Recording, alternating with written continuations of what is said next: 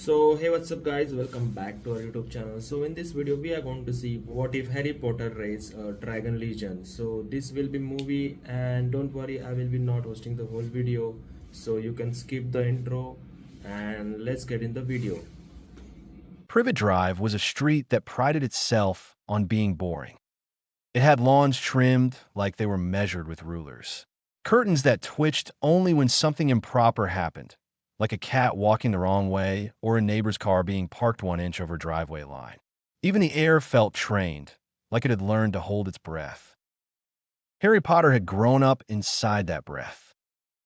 At 10, nearly 11, he already knew the rules. Don't ask questions. Don't touch things that aren't yours. Don't be in the way. Don't make noise. And most importantly, don't remind them you exist. Which was hard, considering he slept in a cupboard and his existence had apparently been a life sentence for everyone else in the house. That morning started like most mornings. A thud at the cupboard door. Up! Vernon Dursley barked from somewhere above him, like thunder that had learned to speak English. And don't make me say it twice. Harry blinked awake in the dark, already moving before the words were done. He folded his thin blanket, pushed himself out, and stood as straight as the cupboard allowed. The hallway was bright, sharp, and cold. He moved quickly, quietly, past the stairs and into the kitchen, where Petunia stood stirring something that smelled like burnt toast and irritated patience. Dudley was already at the table, chewing loudly, with crumbs on his shirt and boredom on his face like a crown. Harry reached for the small plate that sometimes appeared for him. Petunia's hand snapped out and slid it further away. "Not yet," she said without looking at him. "You'll eat after you've done something useful." Harry didn't argue. Arguing was for people who believed the universe might listen. Vernon stomped into the kitchen, already red-faced and grumbling about something he'd seen in the paper. He slammed it down, and Harry's eyes caught a headline before Petunia snatched it away. "Unusual fire reported. Authorities call it accident." Harry didn't know why, but his scar prickled, just the faintest little itch, like a warning whispered through skin. Petunia noticed the way he flinched. Her stirring paused. For a second, just one, her eyes flicked to his forehead. Then she stared harder into the frying pan, like she could burn the thought away.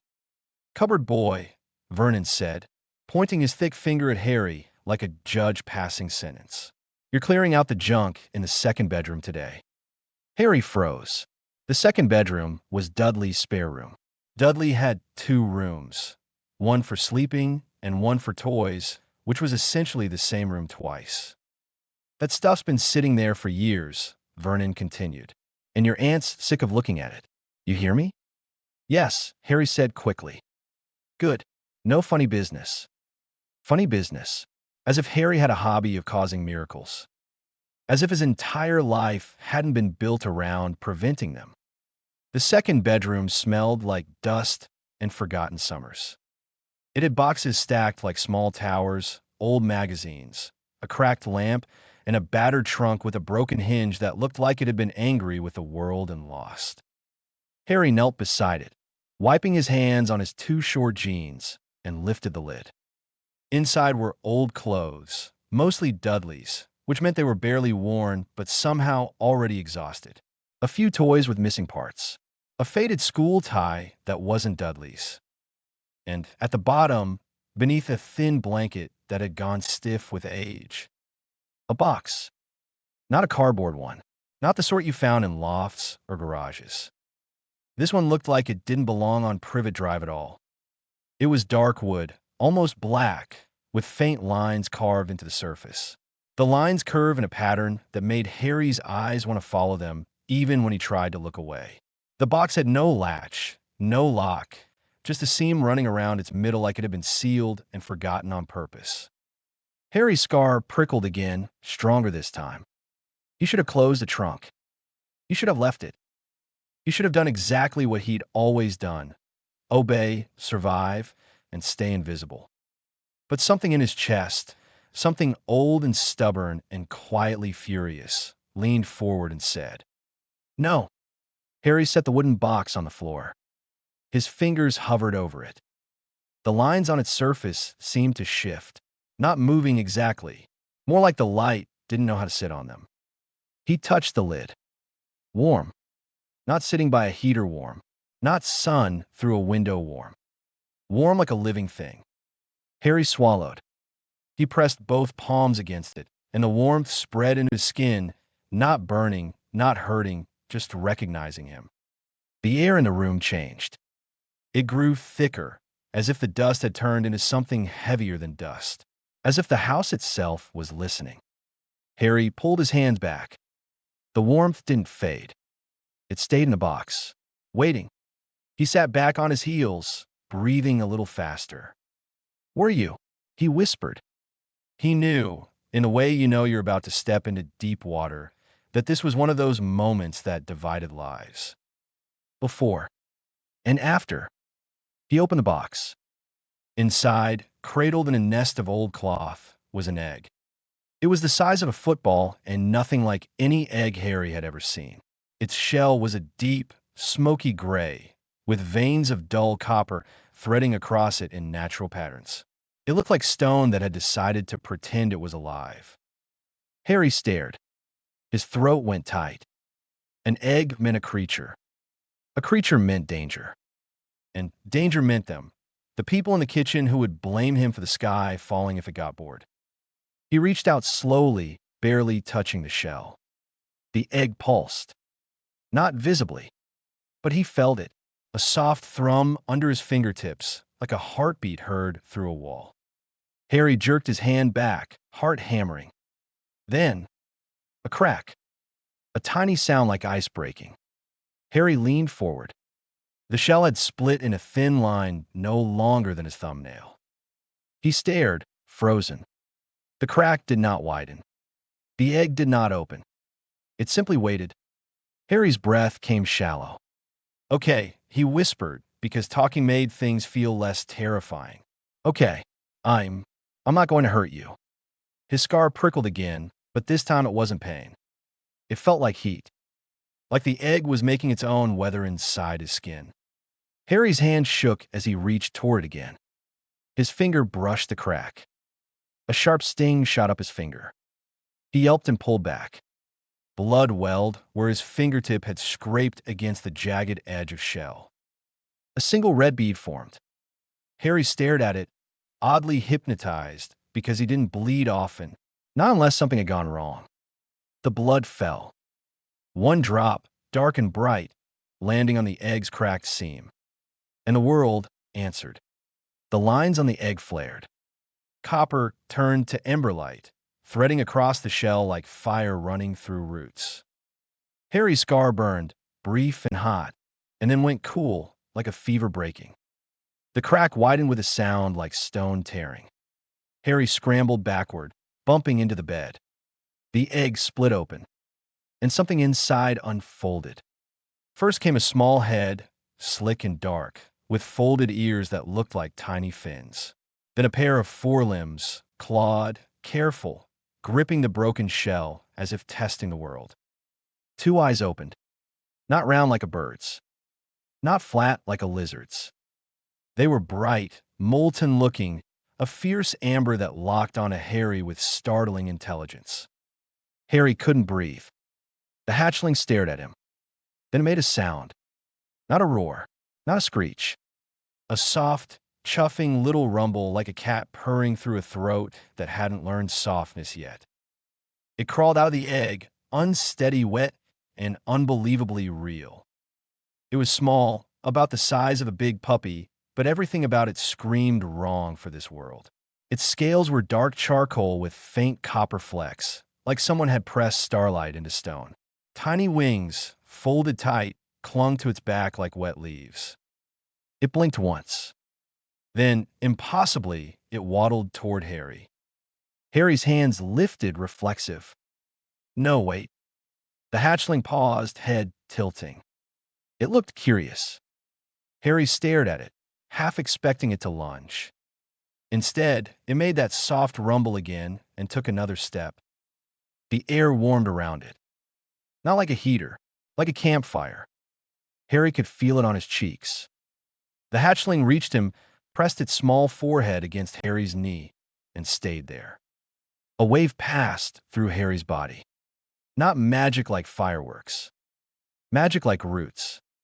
Like something deep inside him, something old and starved and silent, had just been handed a name. Images flickered behind his eyes, too fast to understand. Sky. Stone. Heat.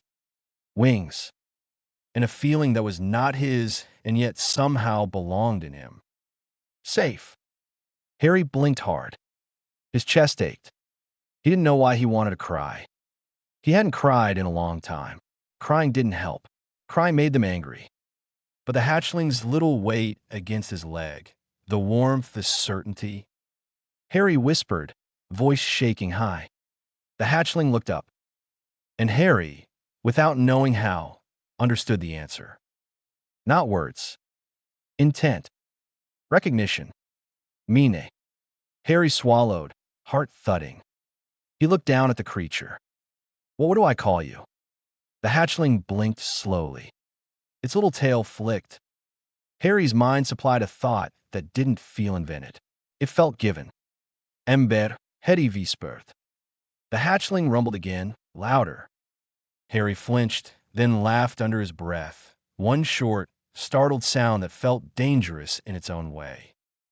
And that's when the hatchling sneezed. A tiny puff of smoke came out. Harry's eyes widened. Okay, he murmured, suddenly panicked. Okay, no fire. No fire in the house. We're not. We can't. Ember's head tilted, like it was listening. Then it waddled toward the remains of the egg, sniffed the shell, and began chewing it like it was perfectly normal.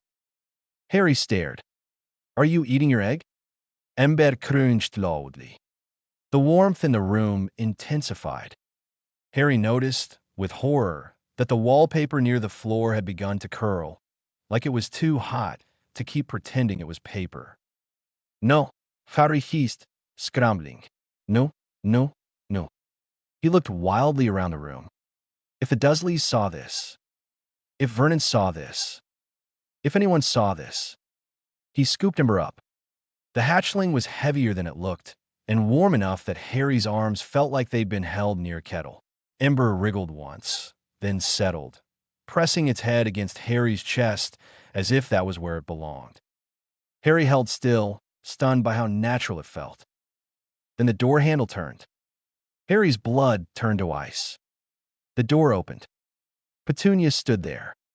For one terrifying second, her eyes landed on Harry's arms. On the hatchling. On the broken egg on the floor.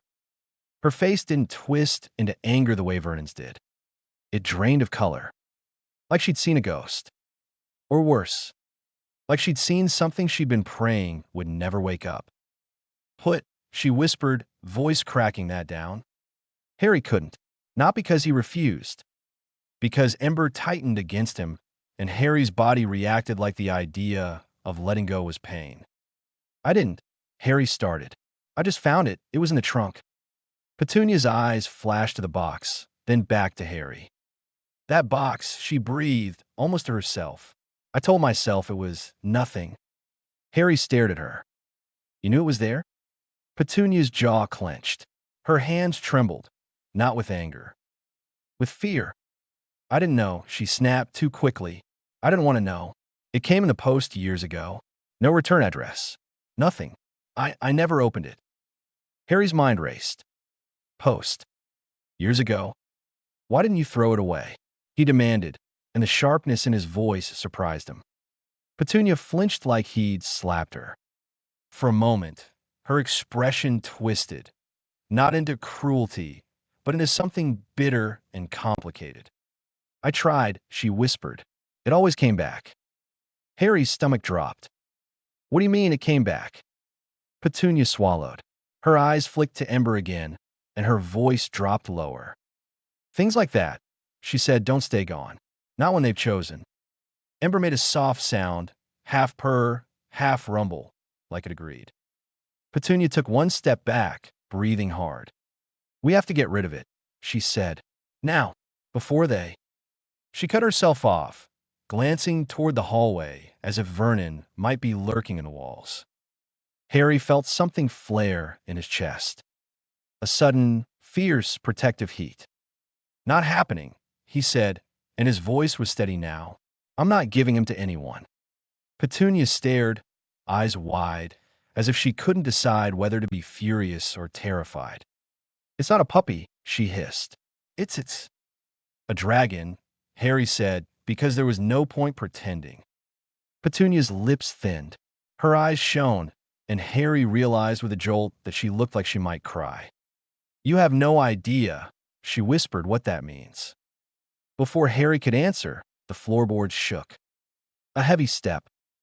Vernon's voice thundered from downstairs. "What's all this banging about? Petunia, why is he not working?" Petunia's head snapped toward the door. Panic flooded her face. She looked back at Harry, at Ember, and for the first time in Harry's life, she didn't look at him like he was a stain. She looked at him like he was a bomb that had just started ticking. "Hide it," she breathed. "Hide it, and keep it quiet." "I can't just," Harry started, but Petunia's hand shot out and gripped his arm with surprising strength. "You can," she hissed, voice sharp with fear. "Because if Vernon sees, he will call someone. And if the wrong people come..." A sharp crack sounded downstairs. Vernon slamming something. Harry's heart hammered. Petunia released him, backing away like she'd touched fire. Under the bed, she whispered, and don't you dare let it breathe flames." Harry didn't have time to argue. He dropped to his knees, slid the bedspread aside, and crawled halfway under. Ember wriggled once, then, shockingly, tucked itself in, curling like it had been doing this all its life. Harry stared. "Stay," he whispered. Ember blinked slowly.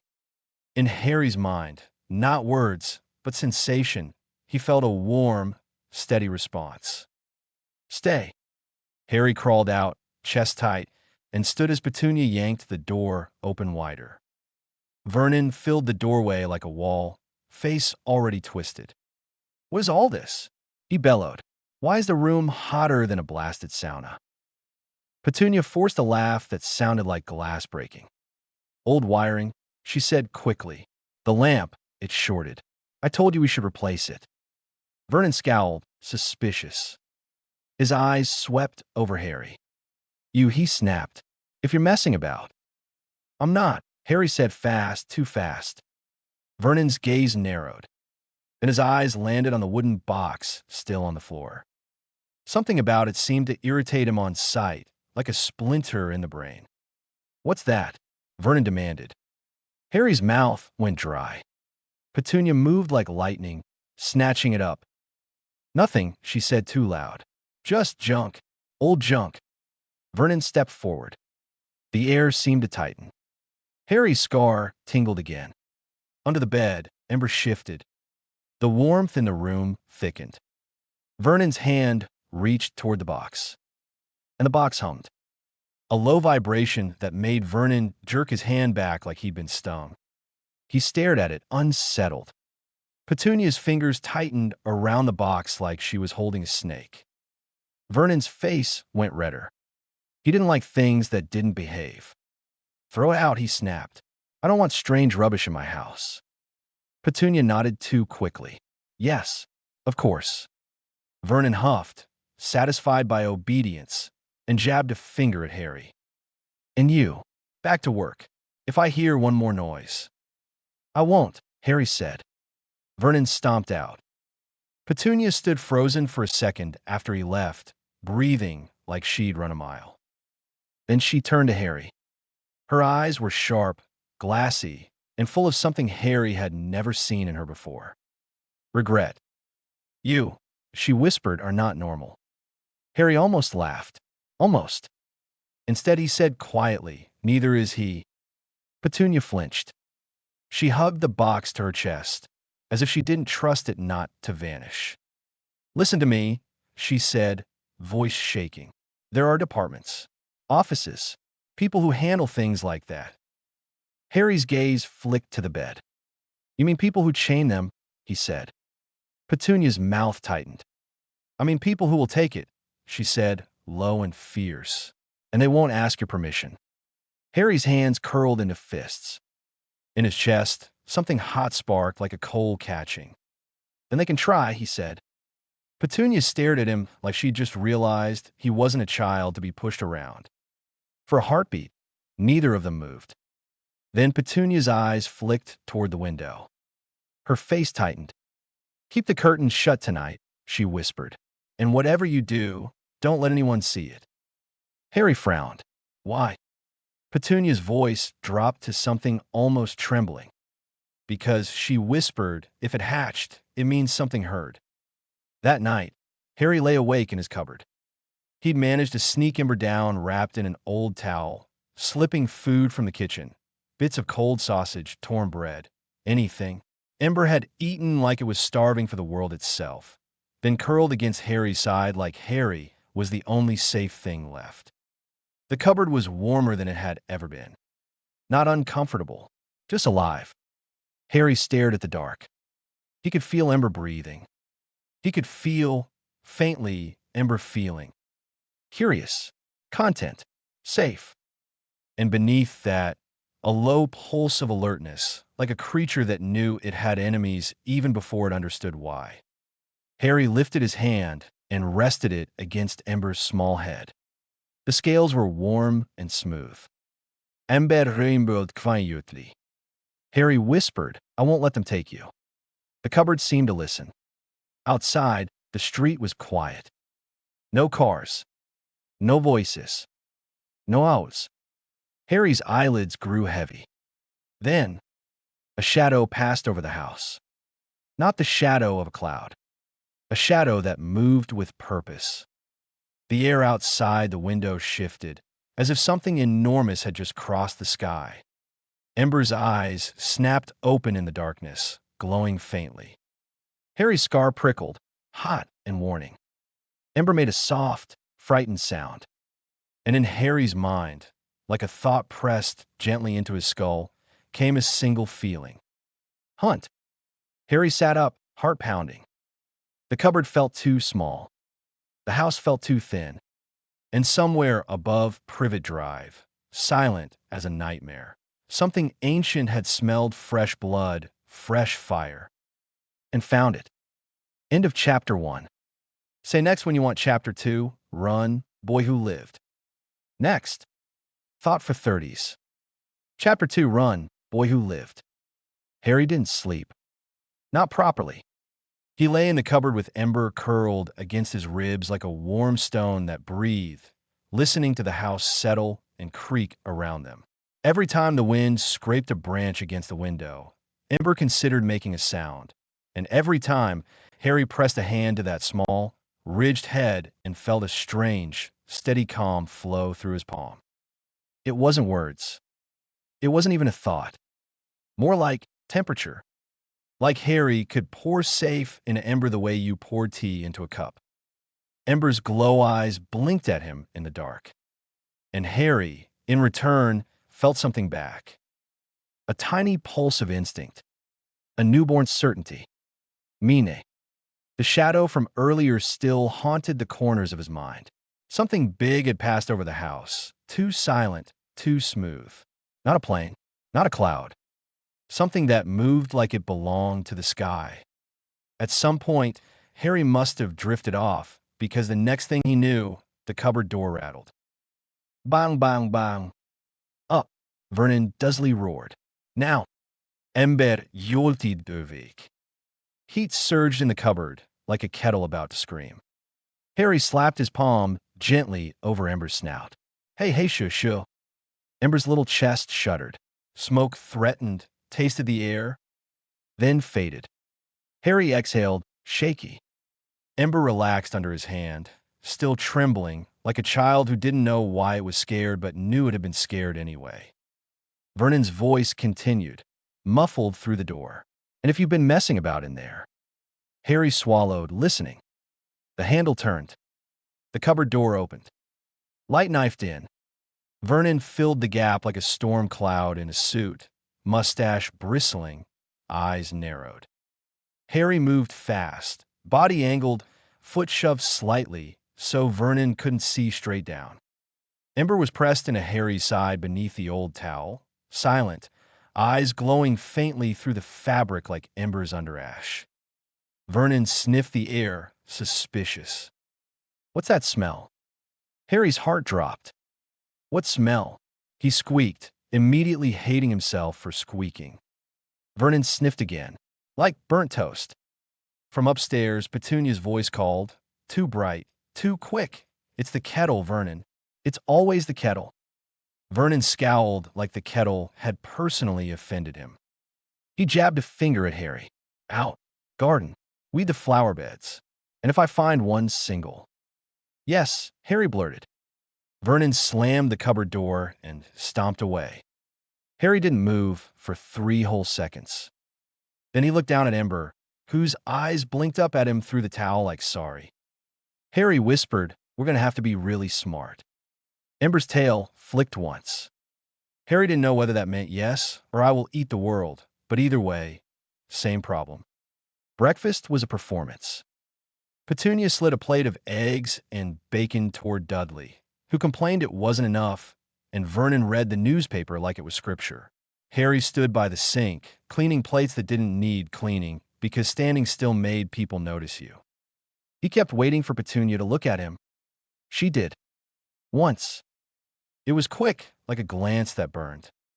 Then she stared hard at the counter and said nothing.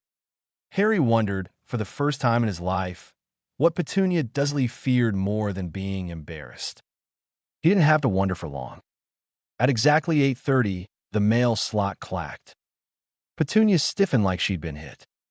Vernon perked up. Post. Dudley perked up too, because sometimes the post meant toys. Harry didn't care. Until Petunia snatched the letters with frantic speed, thumbed through them, and froze.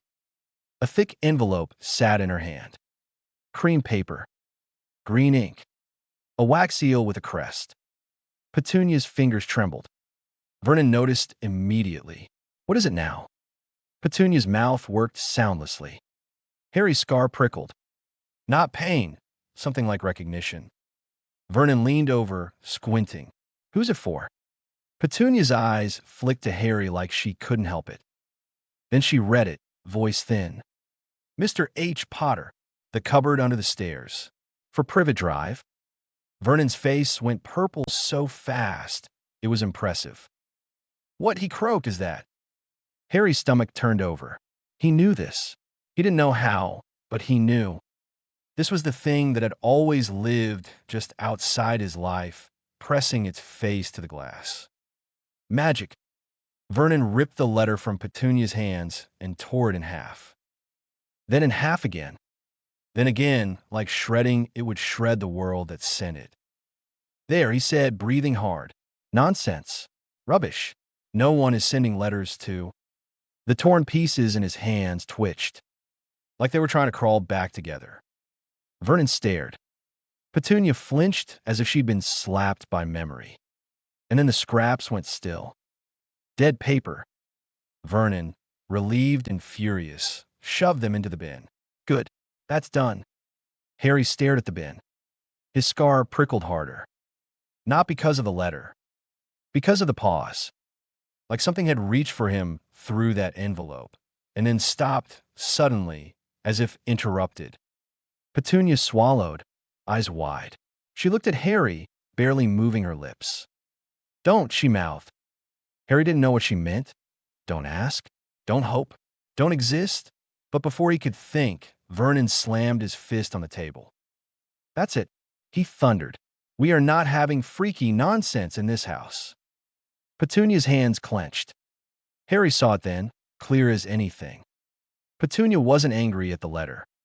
She was terrified because the letter meant someone was paying attention. And attention was the one thing Harry and Ember could not afford. By midday, letters started appearing in impossible places. One slid under the kitchen door. Another fell down the chimney like it had been waiting there. One arrived inside Vernon's jacket pocket. Vernon tore them all. Petunia moved like a haunted person, shutting curtains, checking windows, wiping counters that didn't need wiping. Harry stayed silent.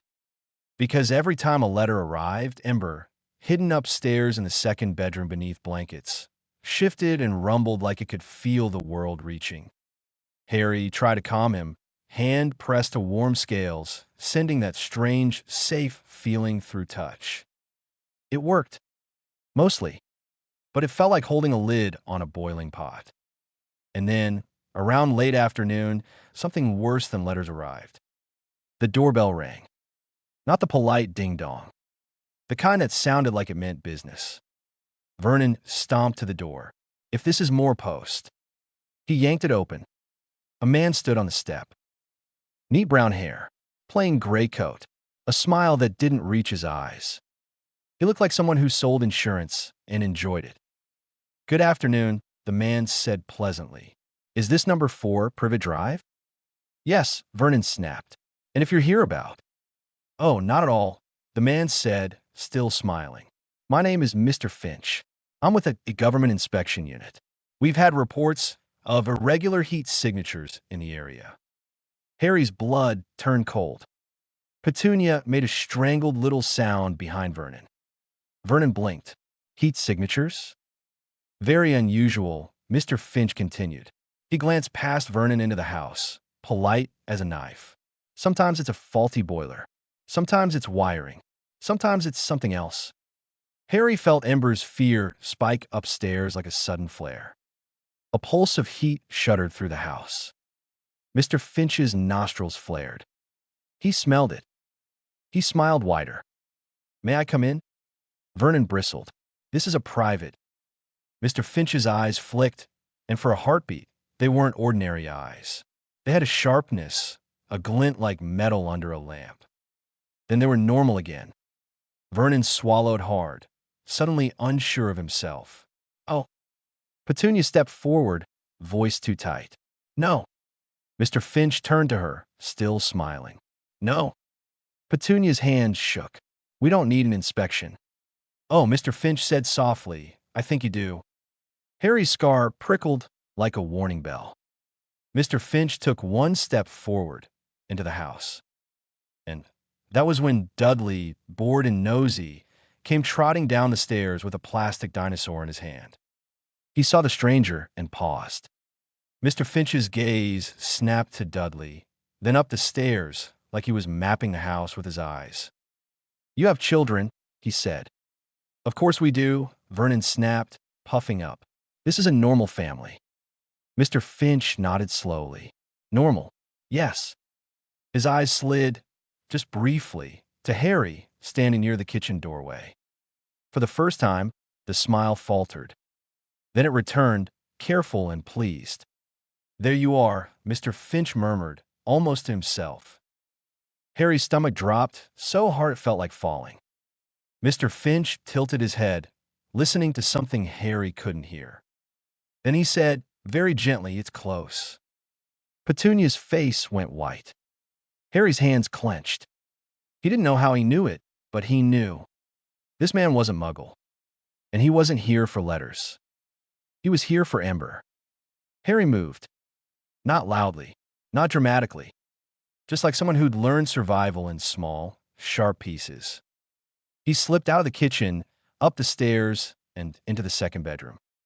Ember's eyes snapped to him immediately. The hatchling was curled tight beneath blankets, smoke leaking from its nostrils in thin, frightened threads. Harry crouched. "Hey," he whispered, pressing his forehead to Ember's warm head for a second. "We have to go." Ember's fear hit Harry like a heat wave. Not in words, just sensation. "Threat." Harry nodded, swallowing. "Yeah, I know." He grabbed Dudley's old duffel bag, big enough to hide a small dragon if you ignored the fact that a dragon was a terrible thing to pack, and shoved blankets into it. Ember stared at the bag like it was an insult. Harry whispered, "I know you hate it, but if they see you, they take you." Ember's eyes narrowed. Then, to Harry's shock, the hatchling crawled forward. It didn't like it, but it did it. As Ember wriggled into the bag, the warmth flared. Harry hissed through his teeth as heat washed over his fingers, but it didn't burn him the way it should have. It stung, yes, but he could take it. That made him pause. Harry looked at his own hands. They were red, but not blistered. It was like Ember's warmth recognized him as not enemy. Harry zipped the bag halfway, leaving a little gap for air, and slung it over his shoulder. It was heavy, like carrying a sack of warm bricks. He staggered slightly, then steadied. Downstairs, Vernon was arguing. I said you can't just. Mr. Finch's voice cut through like silk. I can't actually. Petunia's voice cracked. Please. Harry's heart hammered. He slipped into Dudley's room, grabbed the money jar off the shelf, coins clinking, and didn't even feel guilty. If the Dursleys wanted him to die quietly, they didn't get to keep the coins. He shoved it into his pocket, then crept toward the back door. The house felt like it was holding its breath. Mr. Finch was still talking. A minor issue. A simple confiscation. We'll be quick. Confiscation. Harry's teeth clenched. He eased the back door open and stepped into the garden. Cold air hit his face. Ember shifted in the bag, nervous. Harry whispered quiet. A calming warmth pulsed through his palm where it touched the bag. Ember stille. Harry ran. Not down the street, too visible. He vaulted the low fence and cut through the neighbor's garden, ducking behind hedges, sprinting across patches of grass, heart pounding like it was trying to outrun his body. He didn't stop. He didn't look back. Because he could feel it, the way you feel someone watching even with your eyes shut. Mr. Finch had found what he wanted, and Harry was not going to be standing there when he reached for it. Harry ended up on a narrow road near the edge of Little Whinging, where neat suburb turned into scruffy trees and uneven fields. The sky was gray and low. His arms ached. The duffel bag was warm against his shoulder. Ember's fear flickered and settled,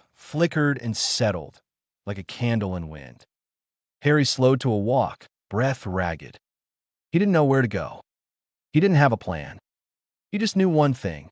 Staying meant losing Ember. And losing Ember felt impossible. It felt like someone trying to reach into Harry's chest and steal the first thing that had ever been his. He stumbled into a patch of trees, dropping onto a fallen log. He unzipped the bag carefully. Ember poked its head out, eyes bright, nostrils flaring as it smelled wild air. It looked happier immediately. Harry let out a shaky laugh. Yeah, better than a cupboard. Huh? Ember tufed softly. Then Ember froze. Its head turned sharply to the left. Harry's scar prickled. Footsteps. Heavy, deliberate footsteps crunching leaves. Harry's whole body went cold. He shoved Ember back into the bag, zipping it halfway. A voice boomed through the trees. Harry Potter. Harry's heart stopped. Then, a giant shape pushed through the brush. A man, enormous, wild-haired and bearded, wearing a heavy coat that looked like it had survived wars and bad weather by sheer stubbornness. He was so big, he seemed unreal, like someone had drawn a person and then forgotten to stop. He stared at Harry with eyes that were surprisingly gentle. "There why are," he said, breath puffing in the cold. "Been looking all over. Thought I'd missed you." Harry backed up instinctively, duffel bag clutched. Who are you?" The giant blinked, like the question hadn't even occurred to him as threatening. "Oh, right. Sorry, considering well, right?" He reached into his coat and pulled out a folded piece of parchment. "Name's Rubeus Hagrid," he said, proudly, as if it was a badge. "Keeper o' Keys and Grounds at Hogwarts School of Witchcraft and Wizardry." The words hit Harry like a slap. Hogwarts. Witchcraft. Wizardry. It was real. It was all real. Harry's throat went tight. Hagrid squinted. "Yeah, you okay? You look a bit pale." Harry's grip tightened on the duffel bag. Hagrid's eyes dropped to it. Then his nostrils flared. He sniffed, and his face changed completely. Not fear. Not disgust. Wonder. "Is that?" He breathed. Harry's stomach dropped. He shifted his body to hide the bag more. Hagrid held up both hands quickly, like calming an animal. "Easy," he said softly. "Easy. I'm not going to hurt it." "How do you know?" Harry demanded, voice sharp with panic. Hagrid's eyes softened. "Because," he said gently, "I can smell dragon." Harry stared at him. Hagrid looked almost delighted, like a kid told there was a fair in town. "A hatchling, too," he murmured, awed. "Merlin's beard, what's a hatchling doing with you?" Harry's scar prickled again, less warning, more confusion. Hagrid shifted his weight, careful, as if trying not to startle Harry. "I was supposed to bring you something," he said. "A letter. Meeting your school, you know. But—" He paused, eyes flicking to the bag again.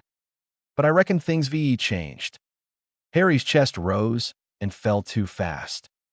"They're coming," he blurted, because it was the truth, and truth felt like the only weapon he had. A man. He came to the house. He knew. He was going to take him. Hagrid's face darkened like a storm. "Who?" he rumbled. "I don't know," Harry said, voice shaking. "He said he was government. He wasn't normal."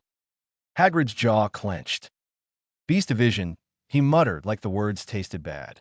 Or worse. Harry stared. "You know them?" "Aye," Hagrid said grimly. "And if they've got a scent, they won't stop easy." Embers shifted in the bag. Heat pulsed. Harry felt it and pressed a hand against the fabric, sending calm without thinking. Hagrid noticed that, noticed the way the warmth settled. His eyes widened. He leaned closer, very slowly. "Blimey," he whispered. "It's bonded." Harry stiffened. "What?"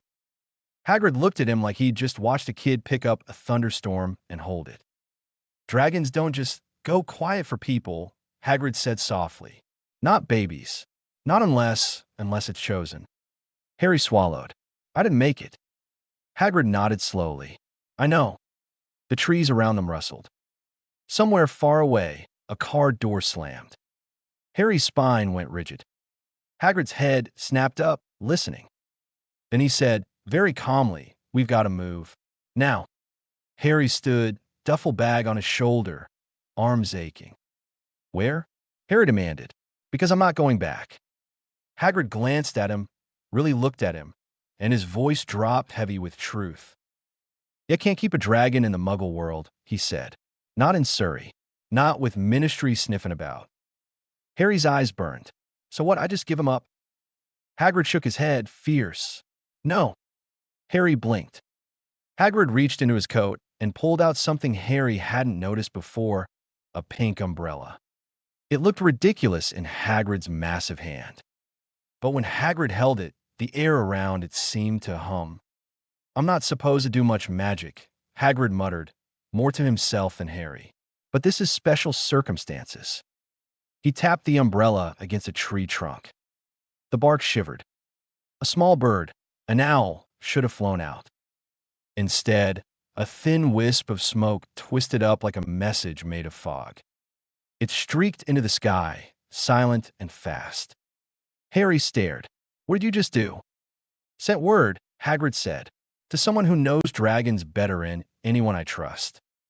Harry's heart hammered. "Who?" Hagrid looked down at Harry, expression serious. "Charlie Weasley," he said, "works with dragons in Romania. Papa Dragon Man." Harry swallowed. "He can help." "Aye," Hagrid said, "if anyone can." Ember's heat pulsed again. Harry pressed his palm to the bag, calming. And he felt something back, not fear this time. A sharp, curious alertness. "New." Hagrid frowned suddenly, sniffing again. Then his eyes widened. "Harry," he said, voice low, "don't move." Harry's stomach flipped. "What?" Hagrid's gaze fixed on the tree line behind them. "Someone's been tracking," Hagrid murmured, "and they're close." Harry's scar prickled like a live wire. The air felt wrong, like the world had tilted slightly. From somewhere in the trees, a polite voice called out, "Mr. Potter?" Harry went cold. Hagrid's shoulders rolled forward like a mountain preparing to fall. "Run," Hagrid growled under his breath, without taking his eyes off the trees. When I say run, Harry tightened his grip on the duffel bag strap. Emberish wormsflert. And in Harry's mind, like a spark catching dry wood, came a single fierce feeling. Protect. Hagrid's umbrella rose slowly. The trees rustled. A figure stepped into view between the trunks.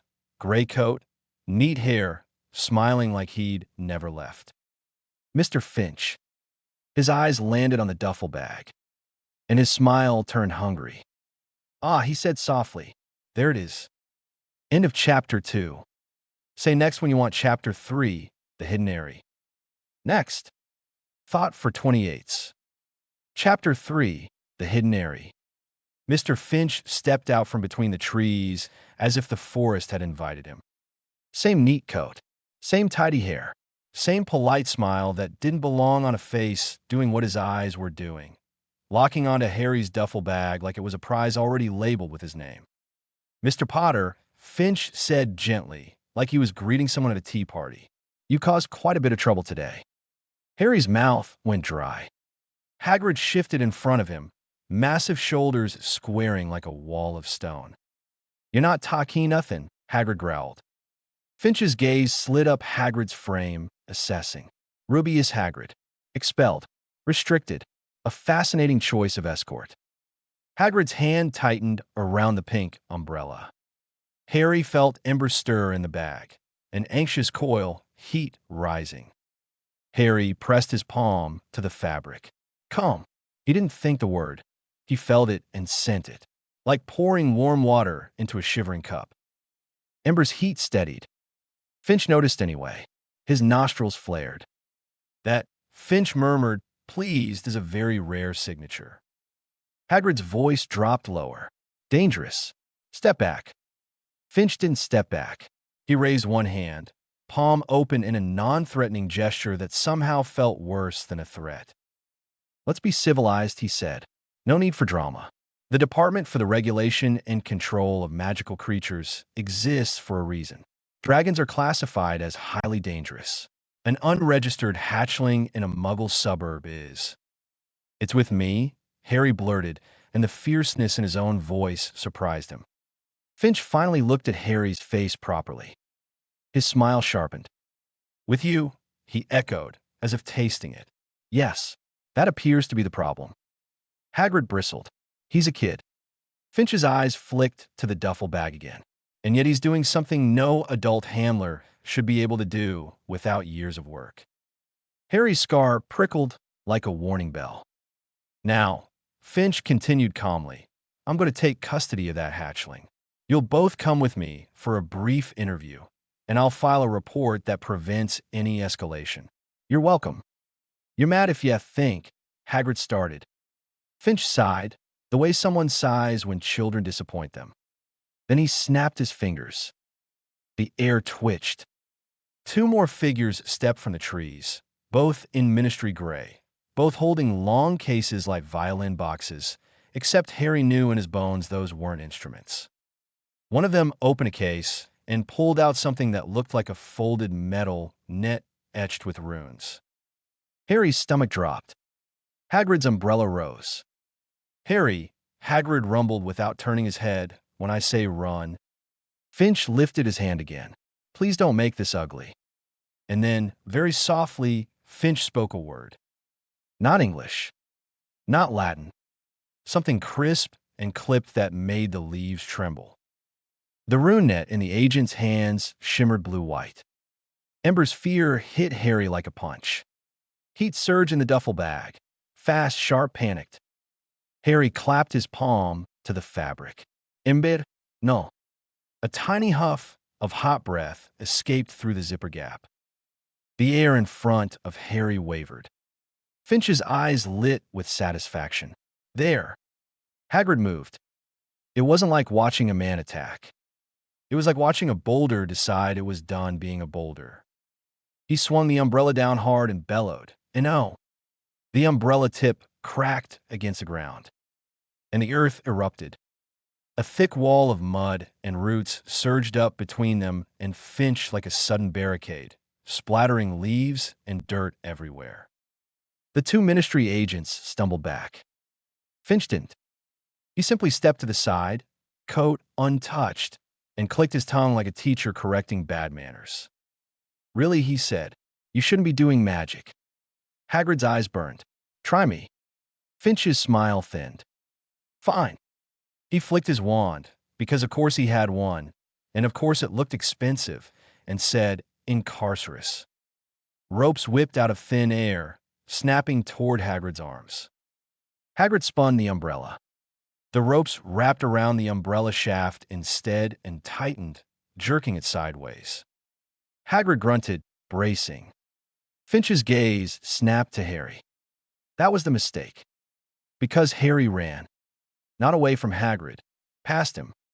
He bolted through the trees with the duffel bag slamming against his side, his lungs burning, his heart trying to climb out his ribs. Behind him, Hagrid roared, and something cracked. Wood? Stone? Magic? Finch shouted, sharp and furious now. Stop him. Branches whipped Harry's face. Mud sucked at his shoes. He didn't care. He just kept going, one thought louder than everything. Don't let them take him. A spell hissed past his ear and sliced a branch clean off.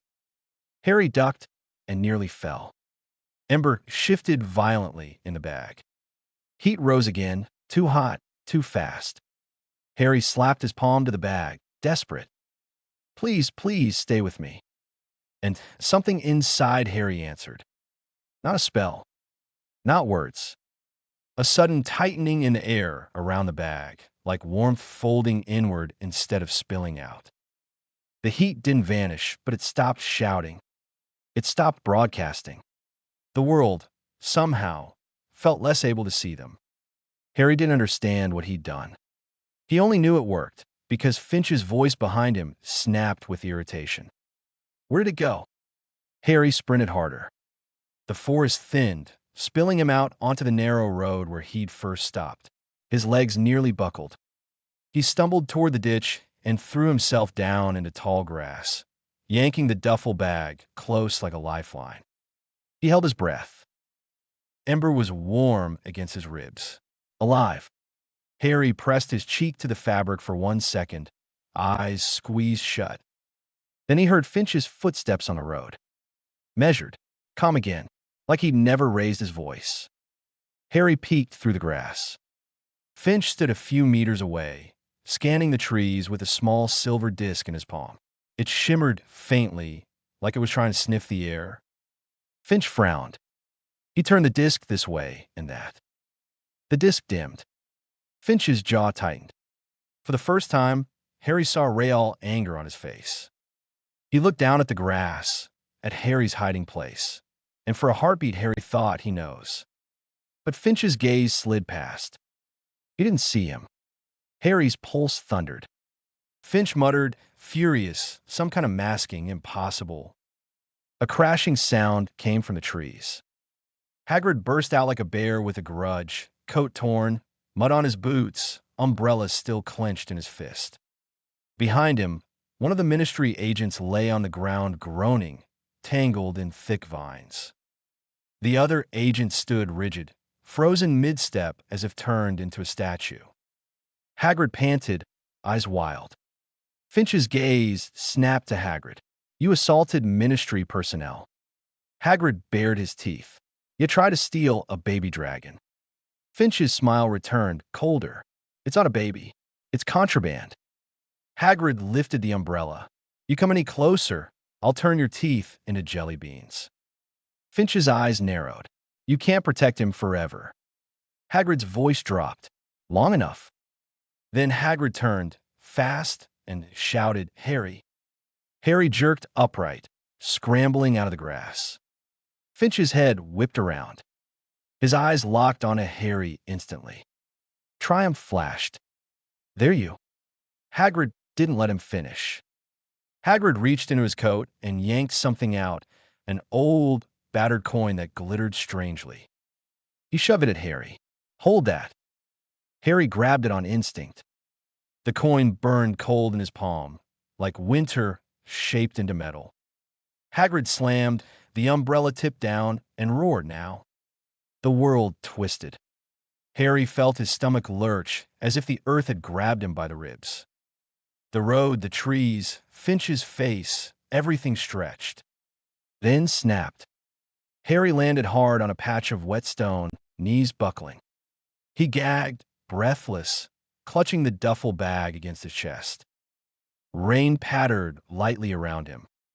The air smelled like moss, smoke, and something older, like stone that had been warm once. Hagrid appeared a heartbeat later, staggering, then straightening with a grunt. Harry wheezed. What was that? Poor key, Hagrid panted. Improvised. Don't tell anyone I can do that. Harry stared at him, eyes wide. Hagrid wiped mud off his beard and glanced around, alert. They were in a narrow alley behind what looked like a small pub built into an old brick building. The sign over the back door read, "The Stag and Thistle." Harry blinked. Where are we? Not Surrey, Hagrid said grimly. Harry's hands trembled. He unzipped the duffel bag slightly. Ember blinked up at him, confused but safe. Harry exhaled shakily. Hagrid leaned down, eyes softening when he saw Ember. Blimey, he murmured. He's a beauty. Ember sniffed at Hagrid's finger and chuffed a tiny rumble. Harry felt a warm pulse in his chest, like Ember approving. Hagrid's expression turned serious again. We don't have long, he said. Finch will report it. They'll be looking for you proper now. Harry's throat tightened. He said contraband. Aye, Hagrid said, jaw clenched. Ministry's got laws about dragons. Most dragons belong in reserves, controlled, monitored. They don't like surprises. Harry swallowed. What happens to him? Hagrid didn't answer immediately. He didn't need to. Harry knew. He'd seen the net. He'd heard the way Finch talked, like Ember was a thing, not a living creature. Harry's voice went low. I won't let them. Hagrid nodded. Fierce. Good. Then he turned and knocked on a back door of the pub in a strange rhythm. Too quick, one slow, too quick. The door opened. A woman with sharp eyes and a cigarette behind her ear looked Hagrid up and down. Rubeus, she said flatly, you look like you wrestled a hedge. Need a room, Hagrid said, and a back table. Private. The woman's gaze flicked to Harry, then to the duffel bag, then back to Hagrid. Her eyes narrowed, calculating. 5 galleons, she said. Hagrid grimaced and rummaged for coins. Harry didn't know what a galleon was, but the way Hagrid's hand shook told him it mattered. The woman stepped aside. Don't set anything on fire. Harry froze. She winked. Joke, mostly. Inside, the pub was dim, warm, and loud in a way pubs were loud when people were trying not to be overheard. But the back table Hagrid chose was shadowed and tucked away. Hagrid sat Harry down, then leaned in close, voice low. I sent word to Charlie, he said. He'll come, soon as he can. Who is he? Harry whispered. Hagrid's expression softened a little. A good man. Knows dragons better than anyone at Hogwarts. Works with them in Romania. Romania sounded like the other side of the world. Harry hugged the duffel bag closer. Will he take Ember? Harry asked, panic flashing. Hagrid shook his head. No, not like Finch wants. Charlie'll help keep him safe. Harry's chest loosened a fraction. Then he remembered something and frowned. When I ran, Harry whispered, I think I hit him. Not with a blanket. With something. Hagrid blinked. Hit him how? Harry didn't know how to explain it. I just pressed my hand on the bag, Harry said, and it felt like the warmth stopped spilling. Hagrid's eyes widened slightly. Heat masking, he murmured. That's not normal. Not for a kid. Harry looked down at Ember. Ember blinked back like we did good. Harry swallowed. He didn't feel like a kid. He felt like someone holding a door shut while a storm tried to get in. Hagrid's face tightened again. Harry, he said quietly, there's something you need to understand. Dragons ain't like owls. They ain't pets. They're ancient, powerful. The Ministry's scared of them because wizards have tried to control them for centuries and failed. Harry whispered, I'm not trying to control him. Hagrid nodded slowly. I know. Ember's small claw hooked the inside of the duffel bag, poking out slightly like it wanted contact. Harry touched it gently. A warm pulse answered. An hour passed. Then another. Harry's nerves stayed stretched tight as string. Every time the pub door opened, Harry flinched. Every time someone laughed too loud, Ember shifted. Hagrid stayed watchful, shoulders tense, umbrella leaning against the wall like a sleeping weapon. And then, the air changed. Not the room's air. The magic. Harry didn't know how he could tell, but he could. It felt like a fresh wind moving through a stale place. Hagrid's head snapped up. The back door opened.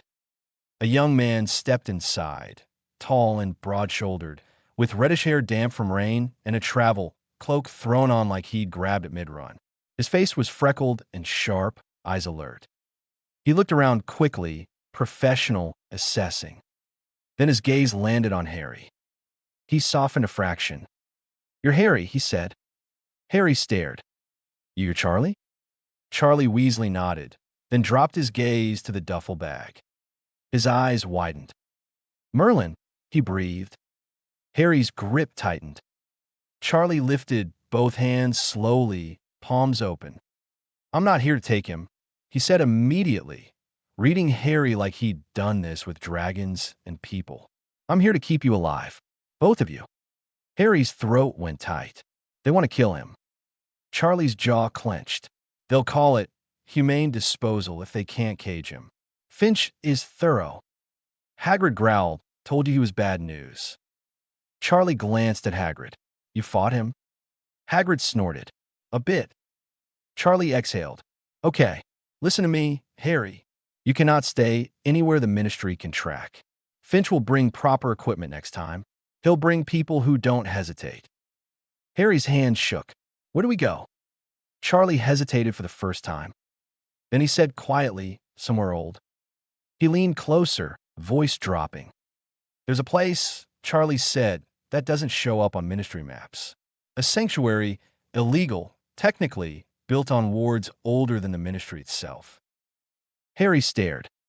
Charlie continued, careful. "It's not a zoo," he said. "It's not a reserve with fences.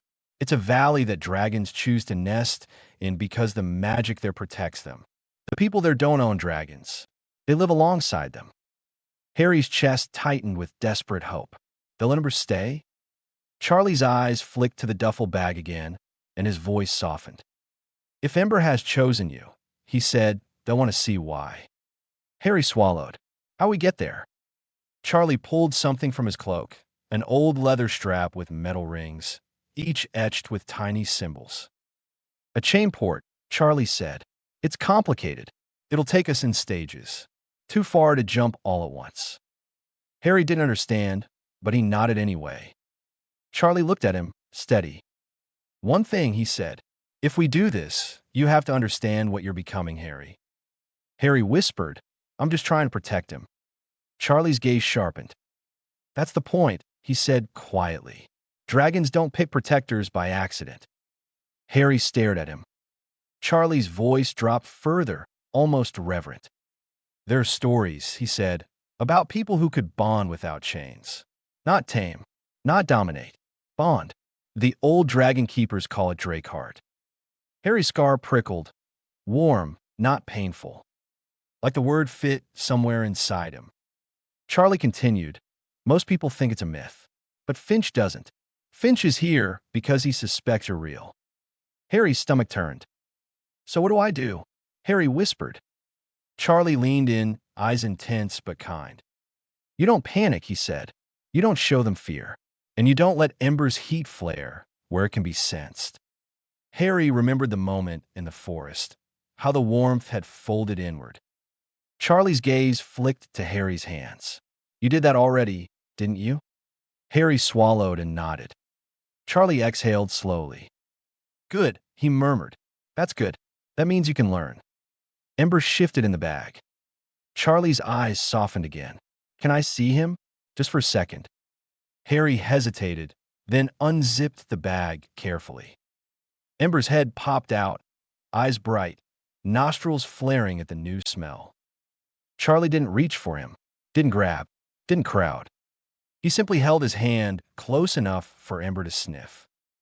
Ember sniffed, then sneezed a tiny puff of smoke right into Charlie's palm. Charlie laughed quietly, delighted. Yep, he whispered. That's a hatchling, all right. Harry felt a strange warmth in his chest. Relief, maybe.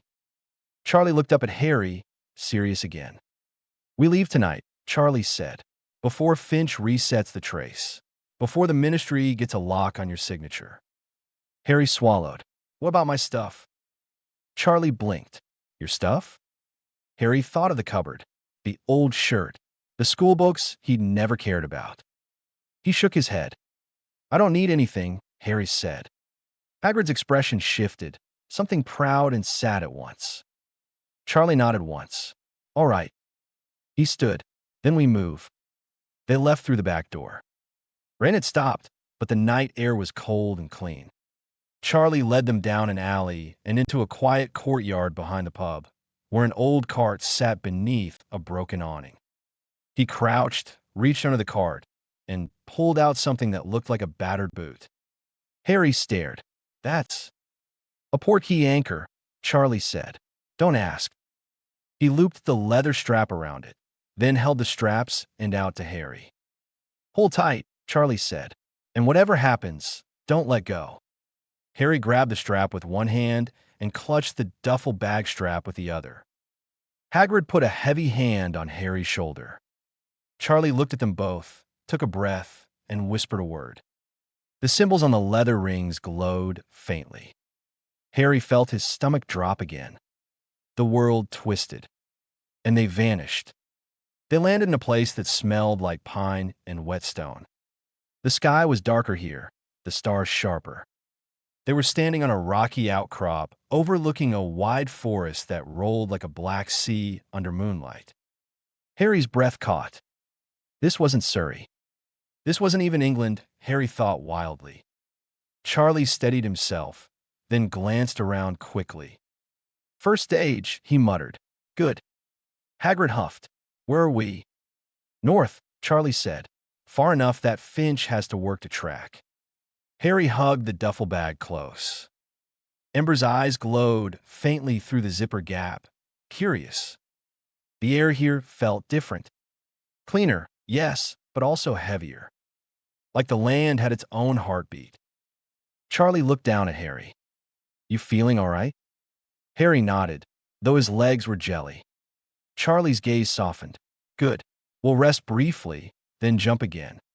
They moved through trees, crunching over needles, until they reached a small stone hut tucked against a cliff like it had grown there. Inside, it was bare, just a bench, an old hearth, and symbols carved into the walls that Harry didn't recognize. Charlie lit the hearth with a flick of his wand. The fire crackled to life. Ember stirred in the bag, soothed by the warmth. Harry unzipped it more and let Ember crawl out onto the bench.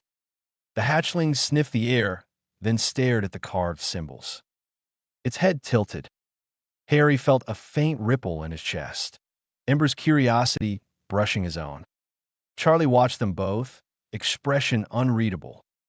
Hagrid whispered, he really is bonded. Charlie nodded slowly.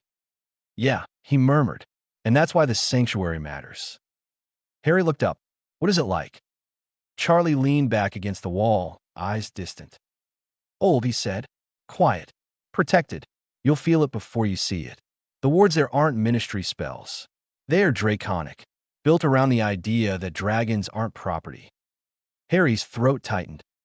Ember crawled closer to Harry, pressing its forehead against Harry's wrist. Harry instinctively touched Ember's head. Warmth answered.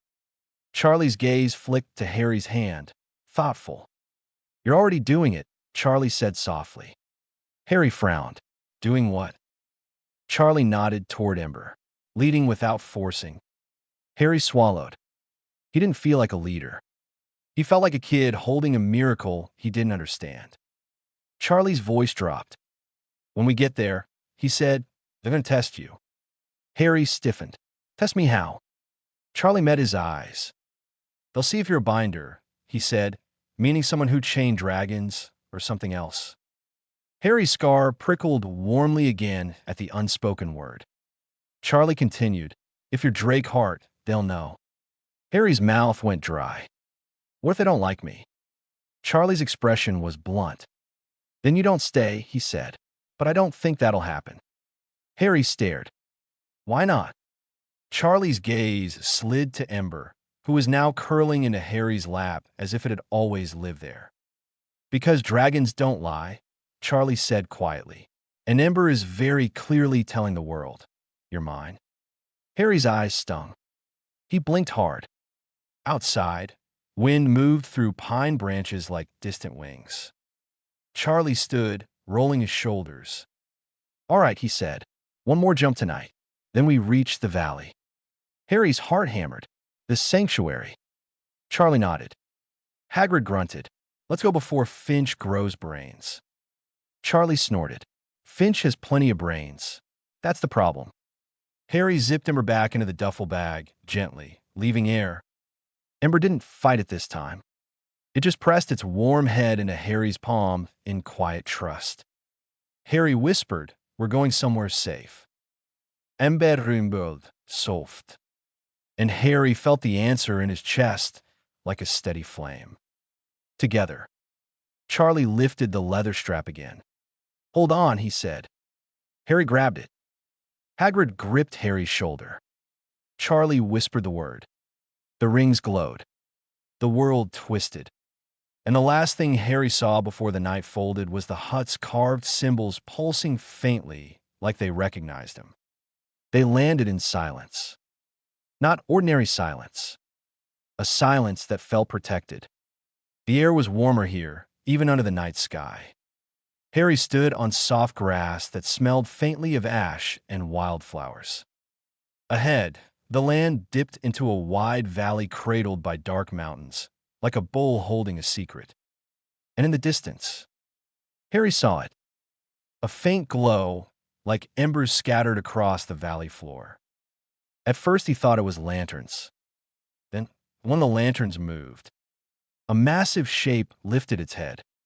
A pair of eyes opened, huge, ancient, watching. Harry's breath caught. Charlie's voice came low beside him. "Welcome," he murmured to the hidden Airy. Ember shifted in the bag, not afraid, almost eager. Harry's scar prickled warmly. And deep in the valley, something ancient seemed to notice him back. End of Chapter 3. Say next when you want Chapter 4, First Blood in the Sky. Next. Thought for Sevens. Chapter 4, First Blood in the Sky. Harry expected the hidden Airy to feel like a zoo.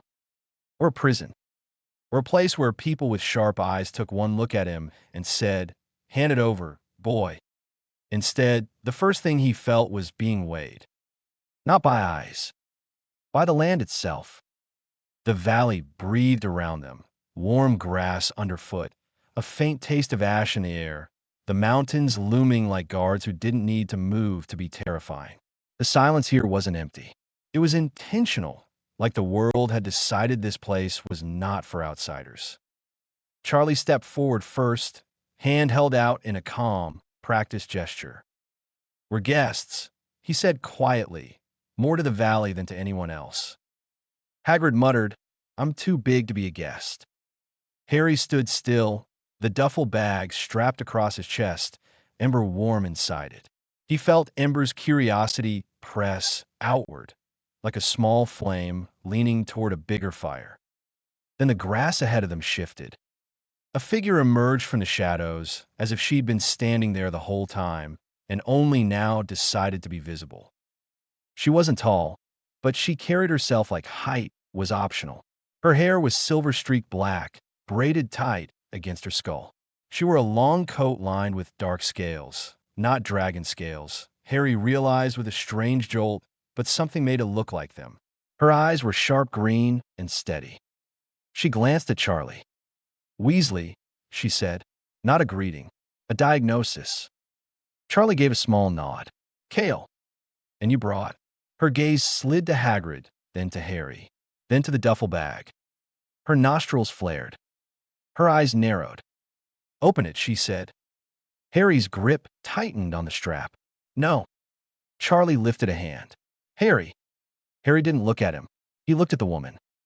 "If you're here to take him," Harry said, voice shaking but stubborn, "you can try, but I'm not giving him up."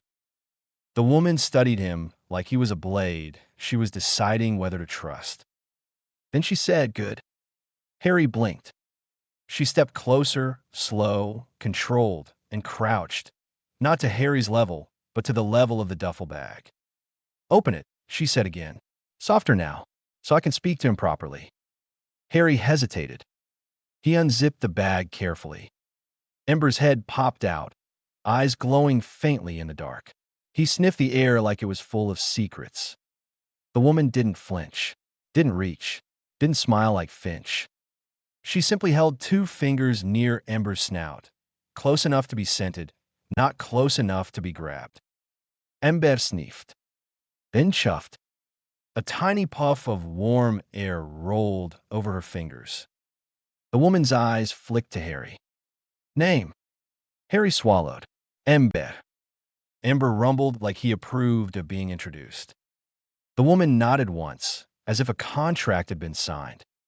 "I am Cale Varen," she said to Ember, like Ember was the most important person here. "And this valley is warded. No chance, no calles, no vaindas." Ember blinked slowly. Harry felt, faintly, Ember's acceptance, an instinctive sense that this place wasn't lying. Cale's gaze sharpened again, returning to Harry. "And you," she said, "are too young to have done this by force." Harry stiffened. "I didn't force him." "I can tell," Cale said. Then she stood and looked at Charlie. "How many followed you?" Charlie's expression tightened. "At least one ministry tracker." "Finch." Cale's jaw flexed. "Of course." Hagrid growled. "You try to net the baby." Cale's eyes went cold. "He won't net anything in this valley." Harry's heart hammered. "So we can stay?" Cale looked back at Harry, and for a second she looked older than the mountains. "You can stay," she said, "until we know what you are." Harry swallowed. "I'm Harry." Cale's gaze didn't soften. "I didn't ask your name," she said. "I asked what you are." Harry didn't know how to answer that. Charlie stepped in. He masked heat without a wand, in panic under pursuit. Cale's eyebrows rose slightly. That was the first sign of surprise she'd shown. "Without a wand," she repeated, eyes narrowing at Harry's hands. Harry looked down at his palms like they might explain themselves. "I just didn't want them to find him," Harry said. Cale nodded slowly. "Intent-based warding." Charlie breathed. "That's what I thought." Cale glanced toward the valley floor, where faint, glowing shapes shifted. Dragons, Harry realized, nesting, watching, not coming closer, not running away, observing.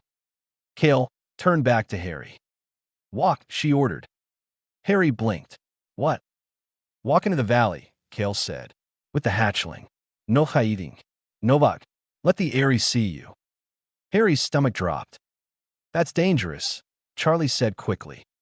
Cale's voice was flat. "He is already dangerous. We decide whether he belongs here." Harry's throat went tight. Ember shifted, curious, nudging against Harry's chest, as if asking, "Why are we waiting?" Harry swallowed and, slowly, unzipped the bag fully. Ember crawled out onto Harry's arms, heavy and warm, claws careful, wings folded tight. Harry held him securely. Ember's eyes shone as he looked down into the valley. Cale stepped aside. "Go," she said. Harry walked. Each step felt like he was stepping onto a stage where the audience could breathe fire. The grass under his feet was warm, unnaturally warm, as if the earth here had learned to remember dragon heat. As he descended, the valley widened. He saw shapes, huge backs rising and falling, curled tails, a wing unfurling like a sail. A dragon lifted its head somewhere far off. Its eyes opened, massive, golden, ancient. Harry stopped, frozen. The dragon stared at him. Not hostile, not friendly, assessing. Harry's scar prickled. Not pain, but pressure like a finger pressing against his forehead from the inside. Ember rumbled softly, not afraid. Harry felt it. Ember's calm, trickling into him like warmth through gloves. Harry breathed out slowly and kept walking. The ancient dragon's eyes followed him, then slowly closed again, as if it had seen what it needed. When Harry reached a wide, flat patch of stone near the valley floor, Kale caught up to him. She signaled, and two more keepers appeared, one a broad-shouldered man with a scar down his cheek, the other a young woman with a leather glove and a hawk-like stare. They didn't speak much. They didn't need to. They watched. Kale circled Harry once like a storm measuring a house. Then she stopped in front of him. "Put him down," she said. Harry's arms tightened. "What if?" Kale's voice didn't change. "If he chose you, he won't flee from you." Harry swallowed. He knelt and set Ember on the warm stone. Ember wobbled, then stood, tail flicking. Kale crouched a few paces away and made a sound. Low, rolling, not language, but something that made Harry's skin tighten. Ember's head tilted. Harry felt a pulse in his chest, like Ember's attention tugging on him. Kale made the sound again. Ember took one step forward, then another. Not toward Kale, toward the valley's open air, toward the scent of other dragons. Harry's heart seized. "Ember." Kale lifted a hand. "Don't call. Don't command." Harry clenched his jaw. Ember moved and then stopped. He looked back, right at Harry. Ember's eyes blinked slow. Then Ember turned and patted back to Harry, bumping his head against Harry's knee like, "I heard you, but I choose you." Something in Harry's chest cracked open. Kale's expression shifted, tiny but real. "All right," she said quietly. "That's not a binder's bond." Charlie exhaled like he'd been holding his breath for a year. Hagrid whispered, "Told ya." Kale stood. She looked down at Harry, and for the first time, her voice held something that almost sounded like approval. "You can stay," she said, "as long as you learn, and as long as you respect the rules." Harry nodded fast. "I will." Kale's eyes sharpened again. "Good, because if you don't, the dragons will be the least of your problems." The next days moved like a blur and a grind at the same time. Harry slept, properly, for the first time in his life, in a small stone hut carved into the valley wall. It wasn't luxurious. It wasn't soft. But it wasn't a cupboard. He woke up every morning to warm air and distant wing beats. Ember grew. Not slowly, the way puppies grew. Ember grew like fire grows, quiet until suddenly it's everywhere. His wings thickened, his scales hardened, his eyes got sharper, more alert, as if he was learning the world and deciding which parts deserve mercy. Harry learned too. He learned that feeding a hatchling was a careful art, not just stuffing meat into a mouth. Too much too fast, and Ember's belly would bloat and his breath would come out as smoke for hours. He learned that Ember liked smoked fish more than raw. He learned Ember hated cold water, but loved warm stone. He learned that Ember wasn't obedient. Ember was cooperative, and only when Harry made sense. Kale drilled him hard. "Bond is not ownership," she said on the first day, shoving a bucket of water toward him. "It is a relationship. Relationships break." Harry nodded, wiping sweat off his forehead. Kale pointed at Ember, who was trying to chew a rock like it offended him. "That hatchling could bite your fingers off tomorrow if he feels betrayed," Kale said. "Do you understand?" Harry swallowed. "Yes." Kale's eyes flicked to him. "Do you fear him?" Harry looked at Ember, at the small claws, the growing teeth, the smoke that leaked from his nostrils when he got annoyed. Harry thought of Finch's smile. "I respect him," Harry said quietly, "and I fear anyone who wants to chain him." Kale studied him for a long moment.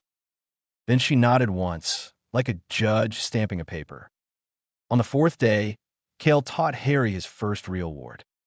Not a wand spell, a draconic ward. She took him to a stone circle etched with ancient grooves, half covered in moss. The grooves weren't runes Harry recognized, more like claw marks, spirals, and lines that looked like wind patterns. Kale stood in the center. "No wand," she said. Harry stared. "How do I do it then?" Kale tapped her chest with 2 fingers. "With intent. Breath. Heat." Harry blinked. I don't have." Kale's eyes flicked to Ember. Ember was perched on a warm stone nearby, watching with too much intelligence for a baby. "You have access," Kale corrected. "Through him." Harry's scar prickled warmly. Kale continued, "Close your eyes. Put your hand on his scales. Feel his warmth." Harry did. Ember leaned into his touch as if it was the most normal thing in the world. Harry felt Ember's heat, not just temperature but presence, a steady little furnace with moods. Kale's voice dropped. "Now imagine his heat folding inward, like closing a cloak." Harry frowned, concentrating. He remembered the forest. The moment the warmth stopped spilling out like a beacon. He breathed in slowly, pressed his palm to Ember's side, and pictured heat folding like fabric, tucking itself into seams. The air around them shifted. Not dramatically. Just the warmth in the space suddenly felt less obvious, like the world forgot to pay attention to it. Kale's eyes narrowed. "Again," she commanded. Harry did it again. The sensation strengthened, like repeating a muscle movement until it became real. Kale nodded. "Heat veil." Harry opened his eyes. "That's it." Kale's mouth twitched. "That's the first step. The veil hides presence from watchers who hunt by heat and aura." Harry's heart tightened. "Like Finch." Kale's gaze sharpened. "Yes." Charlie appeared near the edge of the circle, arms crossed. "You're learning fast," he said, impressed. Harry wasn't sure whether to feel proud or terrified. If he could learn this fast, what did that mean he was? Or what Ember made him? The hidden Eyrie did not feel safe for long. On the 6th night, the valley's silence broke. It started as a tremor. Not an earthquake, something sharper. A ripple of tension through the land, like the wards had flinched. Harry woke with his scar prickling hard. Ember was awake too, eyes glowing in the dark, body rigid. Threat. The feeling wasn't words. It was Ember's instinct smashing into Harry's ribs. Harry sat up, heart hammering. Outside, distant voices shouted. Footsteps ran. A horn, a deep, low note, rolled across the valley like a warning. Harry scrambled out of his hut, Ember scrambling beside him, wings half unfurled for balance. The valley was alive with motion. Keepers ran toward the eastern ridge, cloaks flapping, wands out. Dragons shifted in their nesting places, heads lifting, eyes opening, breath steaming. Kale appeared like she'd been carved out of the dark. Inside, she snapped at Harry. Harry shook his head immediately. No. Kale's eyes flashed. This is not a lesson. This is a breach. Harry's voice trembled. Then I'm not leaving Ember. And Ember's not leaving me. As if to prove the point, Ember pressed against Harry's leg, tail lashing. Kale's jaw tightened, but she didn't waste time arguing. Fine, she snapped. Then do exactly what I say. Holly nodded fast. They ran. Up the slope toward the eastern ridge, where the mountain wall rose like a fortress. As they climbed, Harry saw it. Faint blue-white lines shimmering across the air like spiderwebs. The ward barrier. And something was pushing through it. Not a dragon. Men. Small figures, but moving with grim purpose, hauling long poles, rune-etched crates, and nets that glimmered with the same sickly light Finch's people had carried. Poachers. But these weren't scruffy criminals with sacks. These moved like a train team. And that meant funding. Kale spat a word under her breath that sounded like a curse. Who are they? Harry panted. Kale's eyes stayed locked on the ridge. Idiots with ambition. One poacher lifted a wand and fired a spell at the ward line. The ward shimmered, flexed. Another poacher drove a metal spike into the ground, etched with runes, and the ward line flickered. Harry's stomach dropped. They were undermining it. Kale raised her wand. Ward netters. They'll try to tag a dragon, then track the whole valley. Harry's eyes went wide. Can they do that? Kale's voice was grim. If they get one anchor in, yes. Ember's breath came faster. Smoke leaked. Harry pressed his palm to Ember's shoulder, sending calm. Safe. Stay. With me. Ember studied. Burly. Kale barked orders at the keepers. 2 keepers sprinted to flank the ridge. Charlie appeared at Kale's side, eyes hard. They found us. Kale's mouth tightened. Someone spoke. Charlie didn't argue. He lifted his wand and murmured something. Air shimmered, and the stone under their feet warmed sharply. A draconic ward response, Harry realized. The valley was fighting back. Then the poachers threw the first net. It wasn't a keeper. It was into the sky. The net expanded midair, runes brightening, forming a wide, glowing mesh that hung like a trap for anything with wings. A young dragon, smaller than the giants, but still enormous, lifted from a nesting ledge, startled by the ward tremors. It beat its wings, and the net snapped around it. The dragon roared. The sound slammed into Harry's bones. The poachers cheered. Harry's blood went cold. That's a juvenile, Charlie shouted, furious. They're taking a juvenile. Kale's voice cut like steel. Move. The keepers launched spells, cutting charms, severing wards, anything to break the net. The net held. It pulsed brighter, tightening. The dragon thrashed, wings trapped, falling toward the ridgeline. And one poacher raised a rune spike harpoon, aiming to anchor the net to the mountain. Harry's body moved before his brain caught up. He ran. Kale shouted his name, Harry, but he didn't stop.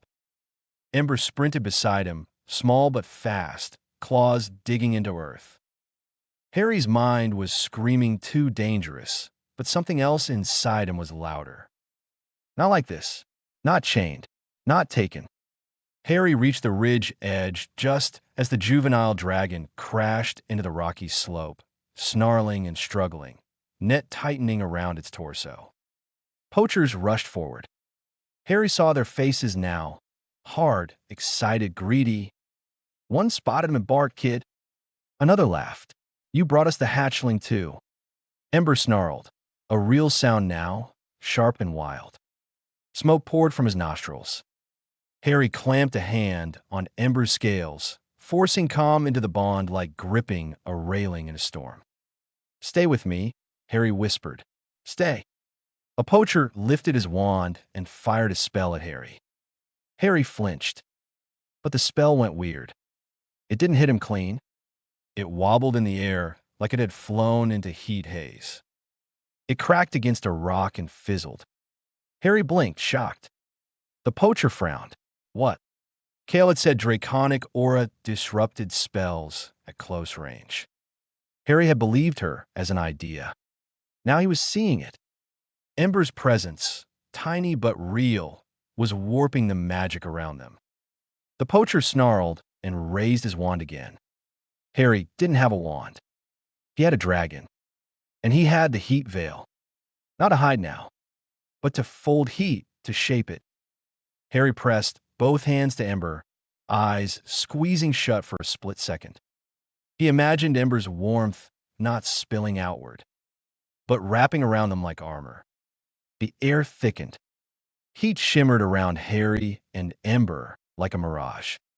The poacher's second spell struck the shimmer and skidded sideways, splashing harmlessly into the dirt. The poacher swore. Harry's heart hammered. It worked, but it also hurt. Harry felt a spike of pressure in his skull, like he'd tried to lift something too heavy with a muscle that wasn't ready. Ember growled, low and furious. Harry opened his eyes and saw the juvenile dragon struggling, eyes wild with terror. The net pulsed tighter. Harry didn't think. He grabbed a loose strand and yanked. The strand burned his fingers. He bit back a scream. Kale was right. This wasn't a lesson. This was real. Charlie's voice roared from behind. Harry moved back. But Harry couldn't. Because the dragon's eyes locked onto him, massive, frantic, and Harry felt something in his chest like a wave. Not a bond. Not like Ember. But a contact, a raw sense of pain and panic. Harry whispered, "It's okay." The dragon thrashed. The net tightened again. A poacher lunged toward Harry, reaching for the duffel bag strap, still hanging off Harry's shoulder like a handle. "You'll do," the poacher snarled. Ember snapped. Not Flame's teeth. Ember's jaws clamped onto the poacher's glove, and the man screamed, yanking back. Ember didn't let go. Harry felt Ember's rage spike like a bonfire. Ember. Ember's eyes glowed brighter. Smoke thickened. A tiny flame licked in Ember's throat. Harry shoved calm into the bond, so hard it felt like pushing against a wall. "No, not here. Not now." Ember's flame died in his mouth, replaced by a furious rumble. Kale slammed into the ridge like a storm. Her wand flashed, and the rune spike harpoon shattered into splinters.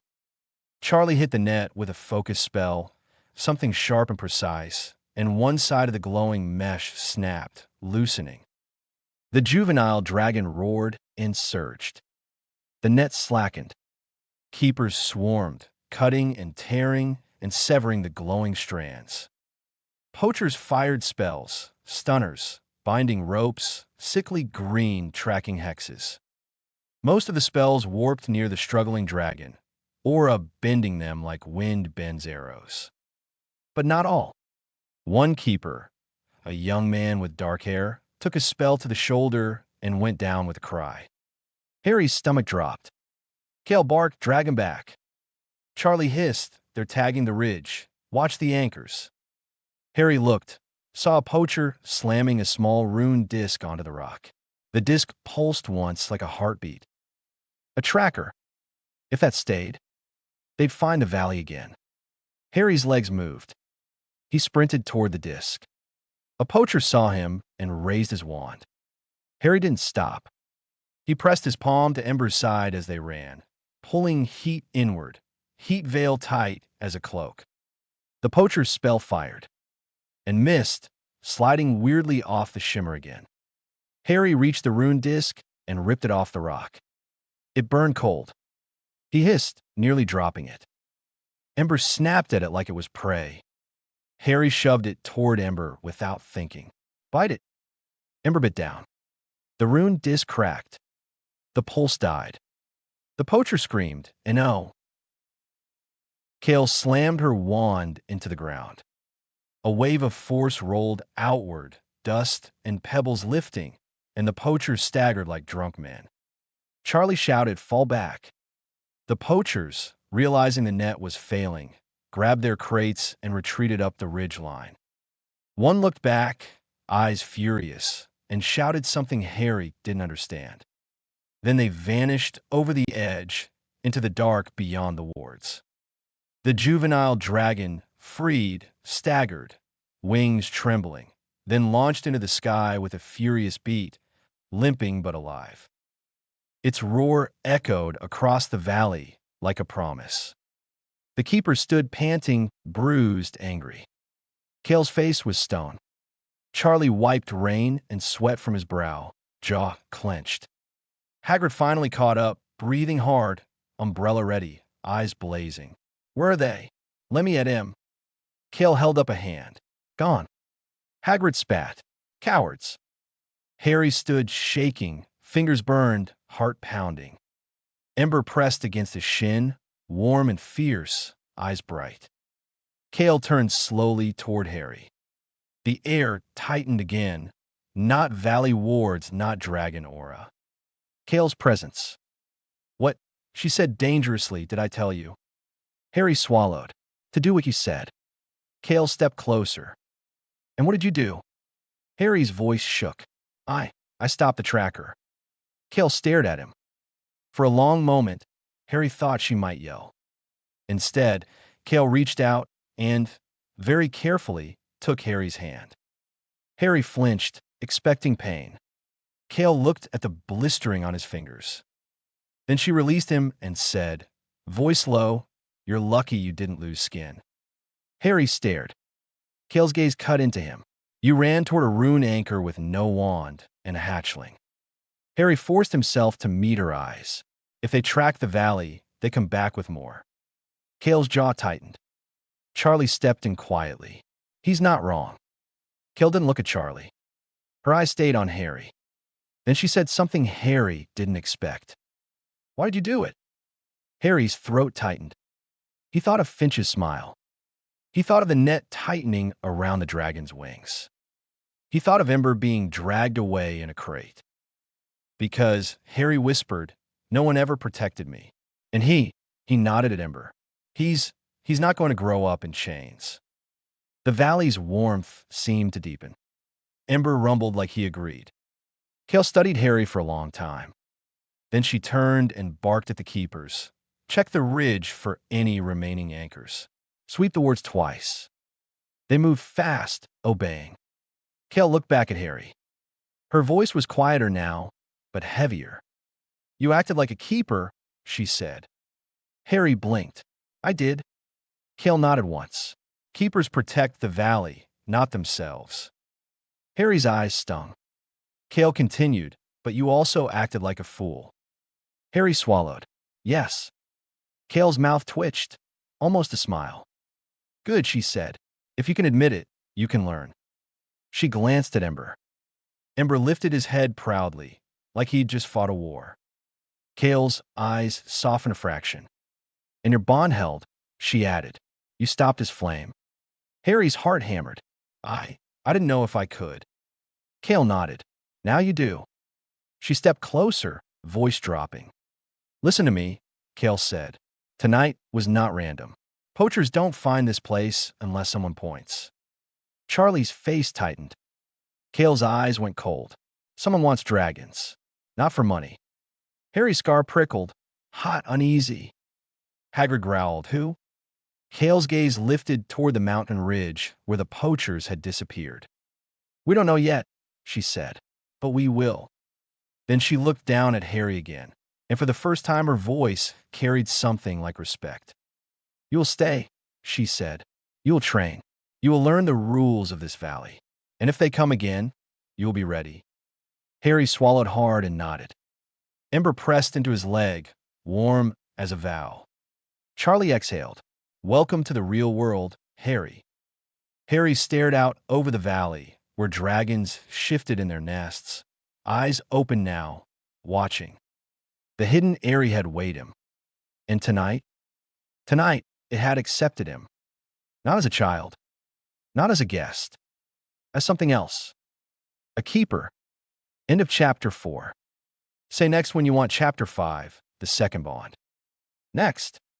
Chapter 5, The Second Bond. The morning after the breach, the valley felt like it had teeth. Not in a hostile way. In an awake way. Dragons that had been curled and sleepy now sat higher on their ledges, necks arched, watching the sky like they expected it to betray them. The keepers moved in tighter groups. Wards were checked twice, then checked again just because no one trusted Fine anymore. Harry woke up with his burned fingers throbbing and Ember pressed against his side like a hot water bottle with claws. He stared at the stone ceiling of his hut, listening to distant wing beats. Yesterday had been chaos, and yet his mind kept replaying one exact moment. When the poacher's spell had bent, when the air around him had shimmered, heat folded like a cloak. When he'd realized he could do something that wasn't supposed to be possible. It hadn't felt like being powerful. It had felt like being terrified and refusing to lose. Ember huffed in his sleep, a puff of smoke curling into the air. Harry whispered, "We can't mess up." Ember didn't answer in words, obviously. But Harry felt a soft, steady warmth in his chest like we won't. Cale didn't give him time to breathe. By mid-morning, she had him at the stone circle again. "No heroics," she said flatly, tossing him a pair of thick gloves. You want to throw yourself at rune anchors again, you'll do it with skin. Harry slipped the gloves on, embarrassed. Cale circled him once, eyes sharp. Your heat veil held under pressure. That means you can repeat it. Harry nodded. Cale snapped, do it. Harry placed a hand on Ember's shoulder. Ember was bigger now, still hatchling small, but not the fragile newborn from Privet Drive. His scales were firmer. His claws were sharper. His wings had started to show real structure, the membrane stretching thicker like it was learning its purpose. Harry breathed in. He imagined Ember's warmth folding inward. He felt the shift, the air around them shimmering subtly, less broadcast, less loud. Cale's eyes narrowed. Again. Harry did it again. Pressure built behind his eyes. A headache threatened. Cale watched the strain with no sympathy. Again. Harry swallowed and did it again. His vision blurred for a second. Ember rumbled, uneasy, feeling Harry's strain like it was his own. Harry steadied, breathed out slowly, and eased the veil instead of forcing it. Cale's gaze flicked to Ember. You're learning the first rule. Harry panted. What rule? Cale said, the bond goes both ways. You burn him when you burn yourself. Harry's chest tightened. He looked down at Ember. Ember blinked up, calm but watchful. Harry whispered, sorry. Ember bumped his snout into Harry's glove like, don't apologize, just get better. Cale's mouth twitched. Good, she said. Now you'll do something harder. Harry stiffened. Harder than that. Cale pointed at the valley wall where faint runes shimmered along the ridgeline. You'll learn to sense anchors, because they'll try again. Harry swallowed. How? Cale tapped her temple. You feel the wrongness. Ward anchors feel like splinters in the valley skin. You have advantages. Dragons feel them. You can learn from Ember. Harry looked at Ember, uncertain. Ember lifted his head like, finally, real work. Cale gestured. Walk. They moved along the ridge, Cale silent and sharp, Harry trying to listen with more than ears. At first, he felt nothing but wind, stone, and Ember's warm presence beside him. Then, faintly, he felt it. A wrong note in the air. Like a cold spot that wasn't cold. Harry stopped. Cale turned. What? Harry frowned, focusing. There, near that rock. Cale's eyes narrowed. She walked to the rock, crouched, brushed moss aside, and revealed a tiny rune disc, pulsing faintly. Cale's gaze snapped to Harry, hard with surprise. You sensed it. Harry's pulse hammered. I think Ember did, and I just felt it. Cale nodded once. That's how it starts. She ripped the disc free and crushed it under her heel like it was an insect. Then she stood, eyes colder than the mountain. They were here after we drove them out, she said. Harry's stomach dropped. But how? Cale's voice was grim, because someone planted that before the breach. Charlie, who'd been trailing behind them quietly, muttered, so they have a map. Cale's jaw clenched. Yes. Harry's scar prickled, hot and uneasy. It wasn't Voldemort pain. It was that same warning itch he'd felt when the Hogwarts letter arrived, like the world's attention shifting toward him. Cale looked at Harry. You will not leave the valley alone, she said. Not anymore. Harry swallowed. I wasn't planning to. Cale's gaze sharpened. You don't get to plan. People plan around you now. Harry didn't know what to say to that. He just nodded. 3 days later, the second dragon arrived. It wasn't a dramatic entrance. No roar in the sky. No heroic rescue. It came in the shape of a feverish whisper, a keeper sprinting to Cale in the late afternoon with a face like stone. They're moving one, the keeper said urgently. We intercepted a message. Charlie's head snapped up. Moving one what? The keeper's jaw tightened.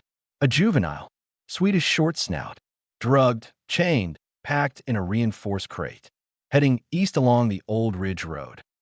Cale's eyes went razor sharp. Orem line, she murmured. Harry blinked. Orem? Charlie glanced at him. Short snouts, golden furnace breath. Strong, proud. Difficult. Harry's stomach tightened. They're taking it where? Cale's voice was flat. To someone who pays more than poachers usually get. Charlie swore under his breath. Hagrid cracked his knuckles like he'd been waiting for an excuse. Let's smash him. Cale looked at Harry. No, she said immediately. Harry's heart dropped. No. Cale stepped closer. Your bond is new. Ember is small. This is not your battle. Harry clenched his fists. But you said. I said you will learn, Cale cut in. Learning does not mean running into harpoons again. Harry's jaw tightened. Cale held his gaze, unflinching.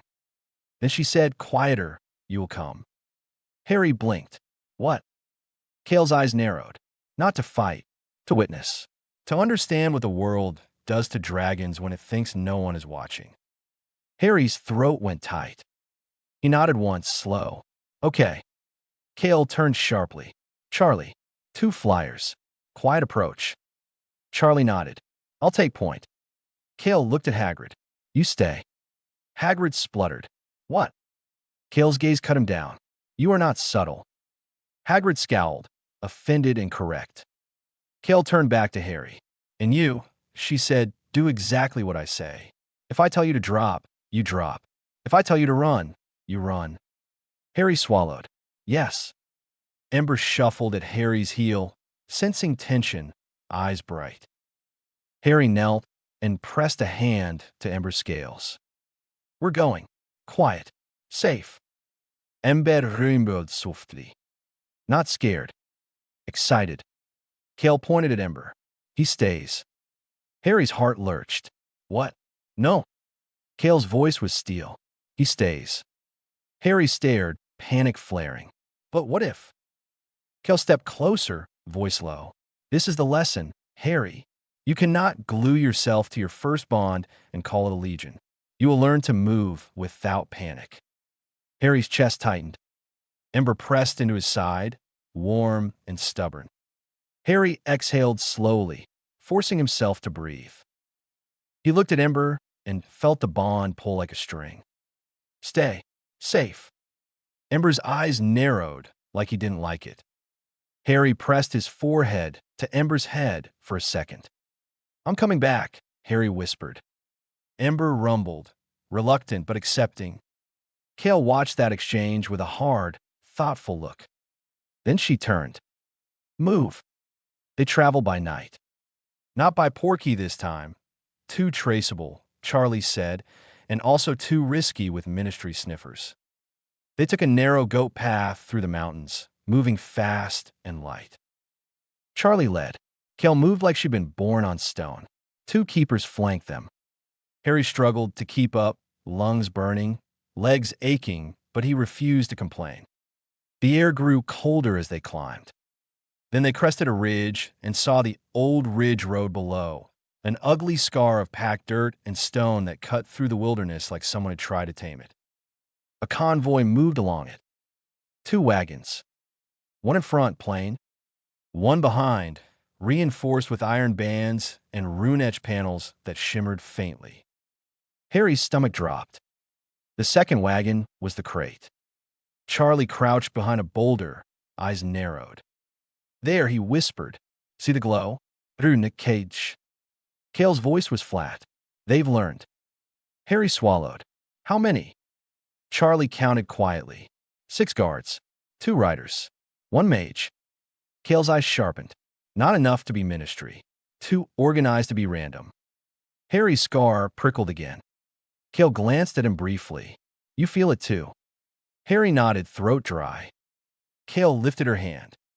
2 keepers moved off like shadows, circling wide. Charlie murmured, we don't engage unless we have to. Harry whispered, how do you free it? Charlie's jaw tightened. Carefully. They waited until the convoy reached a narrow section of road where the cliff rose on one side and a steep drop fell on the other. Cale's hand clenched. On her signal, 1 keeper above the road triggered rockfall. Not huge, just enough to block the front wagon. Stones tumbled, dust rising. The front wagon halted with a shout. Guards scrambled. The mage lifted a wand, scanning. Cale moved, She dropped onto the road like a falling knife, cloak snapping, wand flashing. A guard raised his wand. Kale's spell hit him like a hammer. He went down stunned. Charlie followed, wand out, movements precise and controlled. He didn't blast wildly. He disarmed, disabled, cut off retreat paths. The keepers flanked, pushing the guards into confusion. Harry stayed behind the rocks where Kale had told him to stay, heart pounding. He watched the fight in fragments, flashes of light, shouts, bodies falling. Then the mage spotted Charlie, eyes narrowing, and fired a spell that snapped like a whip. Charlie dodged, but the spell grazed his shoulder, slicing cloth and skin. Charlie hissed, furious. Kale moved to intercept, but another guard lunged at her. For a moment, the mage had a clear line, and he pointed his wand at the reinforced wagon. Not at the lock, at the crate itself. Harry's blood turned to ice. He wasn't trying to protect the dragon. He was trying to silence it. Kael shouted, no. Charlie shouted something Harry didn't catch. And from inside the reinforced wagon, a roar slammed into the world. Not a full adult roar, but a juvenile roar, raw, furious, drug-hazed, and terrified. The rune panels on the wagon flared brighter, tightening like a cage reacting to panic. Harry felt it. Not like Ember's bond. Not warm and familiar. This was a different kind of presence, hot, proud, suffering. Harry's chest tightened painfully. He didn't move. Kale had said don't. But something in Harry's bones was screaming. It's hurting. The mage hissed another word and thrust his wand. The rune panels flared, and Harry felt a spike of cold, wrong magic jab into the dragon inside. The roar broke into a choking sound, like the dragon had been kicked from the inside. Harry's vision blurred with sudden rage. He moved, not running into the fight, running toward the reinforced wagon. Charlie shouted, "Harry, don't!" Harry didn't stop. He reached the wagon and pressed his palm to the rune panel. It was cold as ice. His skin burned. Pain shot up his arm. He gritted his teeth and focused, not on breaking it with strength, but on folding heat. He pictured the rune cage's cold wrongness being smothered by warmth. Real warmth, dragon warmth, life warmth. He didn't have Ember, but he had the memory of Ember's heat. And he had the dragon's presence roaring inside the crate like a furnace trapped in iron. Harry whispered, "I'm here." For a heartbeat, nothing happened. Then the dragon inside felt him. Harry didn't understand how he knew, but he did. The dragon's panic slammed into him like a wave. Then paused, as if the creature inside had suddenly realized someone was listening. Harry pressed his hand harder, ignoring the pain. He didn't command. He didn't try to bind. He did the only thing he knew how to do. He offered calm, not as words, as intent, as the same warm safety he'd poured into Ember 100 times. The rune panel flickered.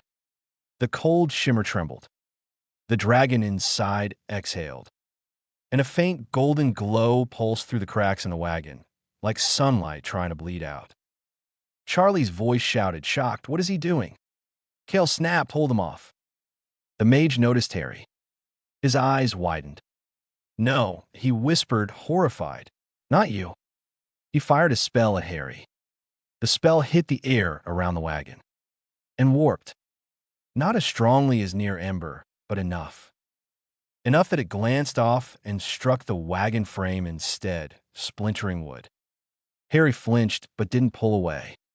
The rune panel flickered harder. Harry felt something shift inside the crate. The dragon's presence surged, not panic now. Anger. Pride. A refusal. The rune cage cracked. Not physically, magically. The runes stuttered, like a song forgetting its notes. Kale's eyes widened, just for a second. Then she barked, "Charlie now." Charlie sprinted to the wagon, yanked a small blade from his belt, and slashed a specific rune seam with the precision of someone who'd done this too often. The panel's glow collapsed. The wagon door burst open, and the dragon inside exploded out like a sunrise with claws. It was bigger than Ember, much bigger. A juvenile, but still massive compared to a human. Its scales were a pale, metallic gold, and its head was broad and proud, nostrils flaring. Smoke curled from its mouth, not dark smoke, but a faint, shimmering haze like heated metal. Its eyes, sharp, intelligent, locked onto the mage. The mage stumbled back, terror on his face. No, wait. The dragon's chest swelled. A breath built. Kael shouted, Aurum, no. But Aurum, because Harry knew instantly that's what it was, didn't listen. Aurum exhaled. Not a fireball. A focused stream of heat so intense the air screamed. It didn't burn the mage into ash. It melted the mage's wand into a useless, drooping lump and scorched the ground in front of him into glass. The mage screamed and fled. The remaining guards broke. They ran. Kael didn't chase. She stood still, breathing hard, wand lowered, watching the golden dragon with an expression like she was looking at a storm that might choose mercy. Aurum turned. Its gaze swept the road, Charlie, Kael, the keepers, then landed on Harry. Harry stood frozen, hands still pressed to the wagon frame, fingers burned, heart pounding. Aurum stared at him. Not like Ember, curious and soft. Aurum's stare was proud, suspicious, and sharp. Who are you? Harry didn't hear words. He felt the question like heat on skin. Harry swallowed and lifted his hand slowly away from the wagon. He didn't approach. He didn't reach. He simply stood and let Aurum decide. Aurum took one step toward him. The ground seemed to warm under its claws. Harry's breath caught. Aurum sniffed the air. Then it lowered its head slightly, just slightly, and touched its forehead to Harry's chest. Harry's whole body went still. A shock of warmth ran through him. Not gentle, not slow. Aurum's heat was like a furnace door opening. Harry's scar flared hot, then cooled. His heart hammered. And then, inside him, something clicked into place. Not replacing Ember. Not stealing. Adding. A second thread. A second flame. Harry's knees nearly buckled. Kael's voice was low, stunned. It chose. Charlie exhaled wide-eyed. Bloody hell. Harry's mouth went dry. Aurum. Aurum rumbled. A deep, resonant sound that vibrated through Harry's ribs. It wasn't affection. It was a claim. A statement. I'm not chained. Harry whispered, voice shaking, you're safe. Aurum's breath huffed warm against Harry's neck. Then Aurum pulled back and stood tall, wings folding, gaze sweeping the road like it dared the world to try again. Kael stepped forward carefully. Aurum, she said, voice firm but respectful. We're taking you to the valley. Aurum's eyes narrowed. It glanced at Harry. Harry felt the bond tug, new, raw, intense. Not obedience. A question. Dovego. Harry swallowed, then nodded once. Yeah. Aurum snorted, as if agreeing was its own decision. Charlie muttered, amazed, that's a juvenile short snout. They don't just do that. Kael looked at Harry, eyes sharp. This, she said quietly, is what I meant. You're not glued to one bond. Harry's hands shook. He looked down at his burned fingers, then up at the dragon towering above him. Aurum wasn't a pet. Aurum was a force. And it had just decided Harry mattered. Harry whispered, okay. Kael's gaze hardened. We move before reinforcements arrive. Charlie nodded. I'll set the chain port. Harry glanced toward the dark sky, suddenly worried. Ember, he whispered. He's back at the valley. Kael cut in. The valley is warded. Ember ish gairdit. Focus. Harry nodded, forcing himself to breathe. Aurum stood close, heat radiating, pride like a blade. Harry could feel it now, two different presences inside his awareness. Ember, warm, curious, attached. Orem, hot, proud, fierce. And Harry, somehow, was the bridge. Charlie activated the chain port. The symbols on the strap glowed. Kale placed a hand on Orem's foreleg. Careful, respectful, then looked at Harry. "Hold on," she said. Harry nodded. He grabbed the strap with one hand. And Orem, to everyone's surprise, lowered its head so Harry could press his palm against its scales. Harry felt the bond lock like a clasp. The world twisted, and they vanished, leaving behind a scorched road, melted won metal, and the echo of a dragon's refusal. When they landed back in the hidden area, the valley reacted immediately. Dragons stirred. Heads lifted. A low rumble rolled through the air, not hostile, but aware. Harry stumbled slightly, exhausted, and then froze. Because Ember was there. Kale must have ordered someone to bring him. Ember sprinted across the grass, wings flapping awkwardly, and slammed into Harry's leg like a cannonball of affection. Harry laughed, breathless, and knelt, hugging Ember with one arm. Ember sniffed Harry, sniffed his burned fingers, then hissed indignantly like, "How dare you get hurt without me?" Kata whispered, "I'm okay." Ember's eyes flicked to Orem. Orem stood tall and still, watching Ember like a king watching a loud child. Ember puffed up, smoke curling. Orem's nostrils flared. Heat shimmered. Harry felt both bonds pull at once. Not fighting. Testing. Harry's head throbbed. Kale stepped in sharply. "No posturing." Ember froze, because Kale's voice carried authority even dragons listened to. Orem didn't move, but its heat eased slightly. Kale looked at Harry, eyes hard but not unkind. "You feel that?" she asked. Harry swallowed. "Yeah." Kale nodded. "That's the strain. Two bonds. Two wills. You're not a leash. You're a bridge." Harry's throat tightened. Charlie leaned closer, voice low. "How's her head?" Harry managed, like someone's hitting it with a hammer. Charlie grimaced. "Yeah, that's normal for early multi-bonding. It can get dangerous if you overreach." Harry looked between Ember and Orem. "What if I can't?" he started. Kale cut him off. "You can." Harry blinked. Kale's gaze was steel. "Because you don't have a choice anymore." Orem rumbled low, like it agreed with that statement the most. Ember pressed against Harry's knee, warm and loyal. Harry inhaled slowly. Two flames. One boy. And the world outside the valley. Finch, the ministry, whoever was paying for rune cages, was still out there. Harry whispered, mostly to himself. "This is how it starts." Kale's eyes narrowed. "Yes," she said. "This is how a legion begins." End of chapter 5. Say next when you want chapter 6. The ministry declares a monster. Next. Thought for 31s. Chapter 6. The ministry declares a monster. The hidden Aerie didn't celebrate victories. It absorbed them.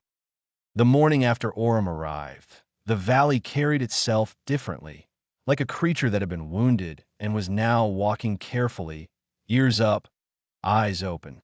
Dragons nested higher on their ledges. Keepers moved in pairs. Even the air felt guarded, warmer in the wrong places, as if the wards were still flexing from the night raid. Harry sat on a flat, sun-warmed stone outside his hut, hands wrapped in thick gloves, watching Ember gnaw on a piece of charcoal-colored shell Kale had brought him. Orem stood 10 paces away like a statue carved from pride. He didn't curl. He didn't do cute. He watched the horizon and treated the sky like an enemy. Harry felt both of them at once. Ember's soft, loyal warmth pressed close to his chest, Orem's furnace-hot awareness standing tall in his mind. Two flames. Two wills. And Harry, somewhere between them, trying not to get torn in half by his own connection. His head still ached from the bonding surge. A constant pressure behind his eyes, like his skull had become too small for what lived inside it now. Cale approached without making a sound, because apparently she didn't believe in footsteps when she could simply arrive. She tossed Harry a small stone disc. Harry caught it awkwardly. "What's this?" Cale pointed at his temples with 2 fingers. "Your headache." Harry blinked. "That's not." "It is," Cale said flatly. "You're holding 2 bonds like you're gripping them with your teeth. That will crack you." Harry stared at the disc. It was smooth, gray, and carved with faint spirals that looked like claw marks turned into art. Cale crouched in front of him. "Hold it." Harry did. Cale placed her palm over his gloved hand. Firm, grounding. "Breathe," she said. Harry inhaled, then exhaled slowly. Cale's voice was quiet, but it carried weight. Ember is close heat. Aurum is forge heat. You treat them the same, you lose both. Harry swallowed. "I'm not trying to." "I know what you're trying," Cale cut in. "Trying is not enough." She lifted 2 fingers. "Rule 1, you don't pull. You invite." Harry nodded, tense. Cale continued. "Rule 2, you don't hold the bond in your head. You anchor it." She tapped the stone disc. "This is an anchor. It carries pressure, so you don't." Harry frowned. "How?" Cale pointed at Ember. "Touch him." Harry put his hand on Ember's warm scales. Ember rumbled happily, pressing into him. Cale said, "Now, picture the bond as a thread." Harry closed his eyes. He could feel it now. Ember's thread was thick and soft, like a rope made of warmth. Cale's voice stayed steady. "Picture the thread passing through you and into the anchor." Harry focused. At first it felt silly. Then the pressure behind his eyes eased, just a little, like someone had loosened a tight band. Harry's breath caught. Cale's hand squeezed his. "Good. Now, Aurum." Harry turned his head slightly and reached out. Aurum didn't come closer, but he allowed the touch when Harry approached carefully and pressed his palm to Aurum's foreleg. The scales were hotter, denser, like touching a living engine. Harry's skull pressure spiked again. Cale's voice snapped, "Anchor." Harry forced the thread image again, pushing the weight down into the stone disc. The ache eased. Not gone, but manageable. Harry opened his eyes, startled. That actually worked. Cale's mouth twitched. Of course it worked. The Valley's old magic likes simple truth. You're overloaded. You need support. Harry stared at the stone. Ember nudged Harry's knee like told you she's scary smart. Aurum didn't move, but Harry felt the proud satisfaction from him, like a heat pulse. "Better." Cale stood. "Good. You'll keep that anchor on you at all times." Harry nodded quickly. "Okay." Cale's gaze sharpened. "And if you feel the bond strain spike, if Ember panics or Aurum flares, what do you do?" Harry swallowed. "Breathe. Anchor. Invite." Cale nodded once. "Yes." Then her expression hardened. "And if a ministry net hits the sky again, what do you do?" Harry's stomach tightened. "Don't run in like an idiot." Cale's eyes flashed. "Say like you mean it." Harry grimaced, then forced it out. "I won't run in like an idiot."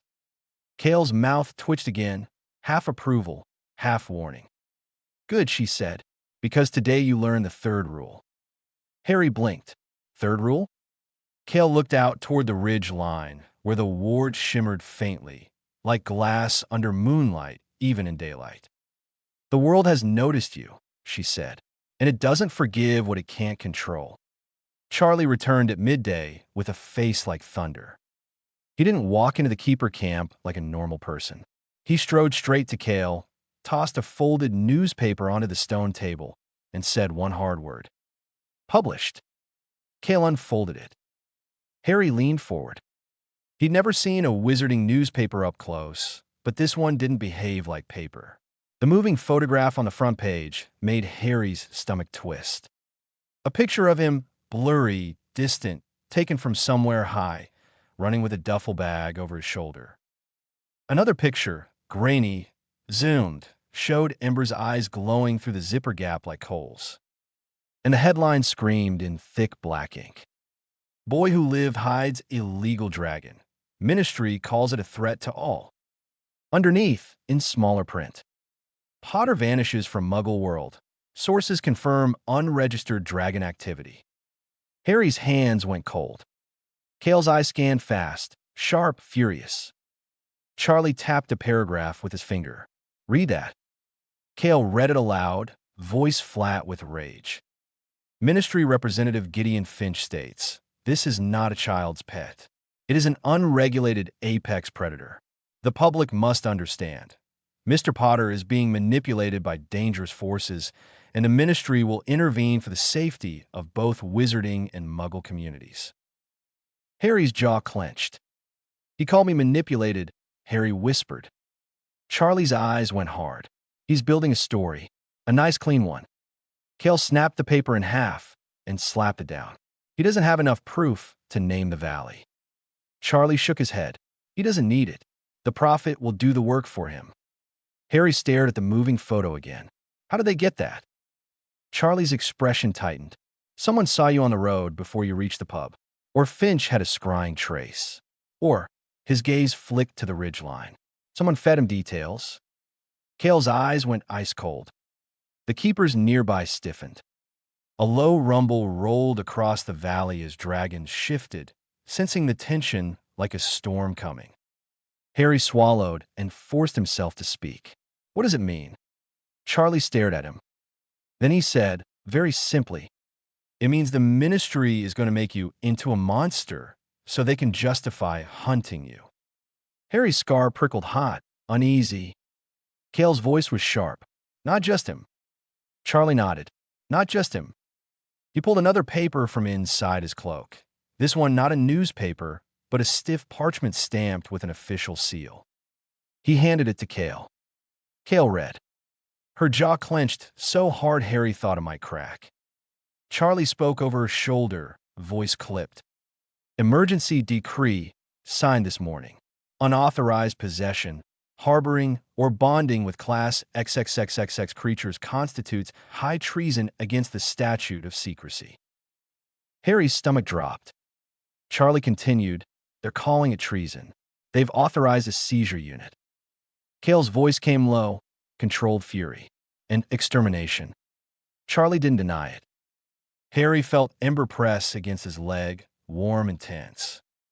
Orm's heat flared in the back of Harry's mind, sharp, angry, protective. Harry swallowed. "So they'll come." Cale looked at him, eyes like cut stone. "Yes." Harry's chest tightened. "When?" Charlie's face was grim. "Soon. Finch won't waste momentum. He'll strike while the public's scared and the paperwork's hot." Cale's gaze lifted to the ridge. "Then we don't give him a clean target." She turned sharply to the keepers. "Lock down the valley. No flights past the ridge. No hombres. No signatures." A keeper hesitated. "But the juveniles need—" Cale cut him off. "They need to live." Her gaze swept the camp. "We move as if we are surrounded." The valley seemed to breathe, tense. Harry stood there, feeling the weight of the prophet's headline like a chain trying to wrap his throat. He wasn't just a kid with a dragon anymore. He was a headline, a symbol, a problem. And the Ministry had decided what kind. Dumbledore arrived that evening. Not dramatically. No Sander. No flying carriage. Just a quiet pressure at the edge of the ward line, like a hand resting on glass. Harry felt it before anyone said a word. His scar prickled. Not pain, but awareness. A presence. Old. Careful. Watching without forcing. Cale was already moving when Charlie approached Harry. "He's here," Charlie said quietly. Harry's throat went dry. "Who?" Charlie's expression was complicated. "Headmaster." Harry's stomach flipped. They walked to the valley's eastern boundary, where the ward shimmered like heat haze between two ancient stones. A figure stood outside it on the rocky slope, tall, robed, silver-bearded, with half-moon glasses catching the last light of the day. Albus Dumbledore. He didn't raise a wand. He didn't look angry. He looked tired, like a man who just realized the world had shifted and he was already behind. Kale stopped just inside the ward line. Her posture was not welcoming. It was not hostile either. It was armed neutrality. Charlie stepped up beside her. Harry hung back a pace, Ember at his heel, Orem looming behind like a golden shadow that refused to be ignored. Dumbledore's gaze moved over them all. Then it landed on Harry. And Harry felt something odd. Not control. Not manipulation. Grief. Like Dumbledore was looking at him and seeing every road Harry hadn't taken. "Harry," Dumbledore said softly. Harry didn't answer.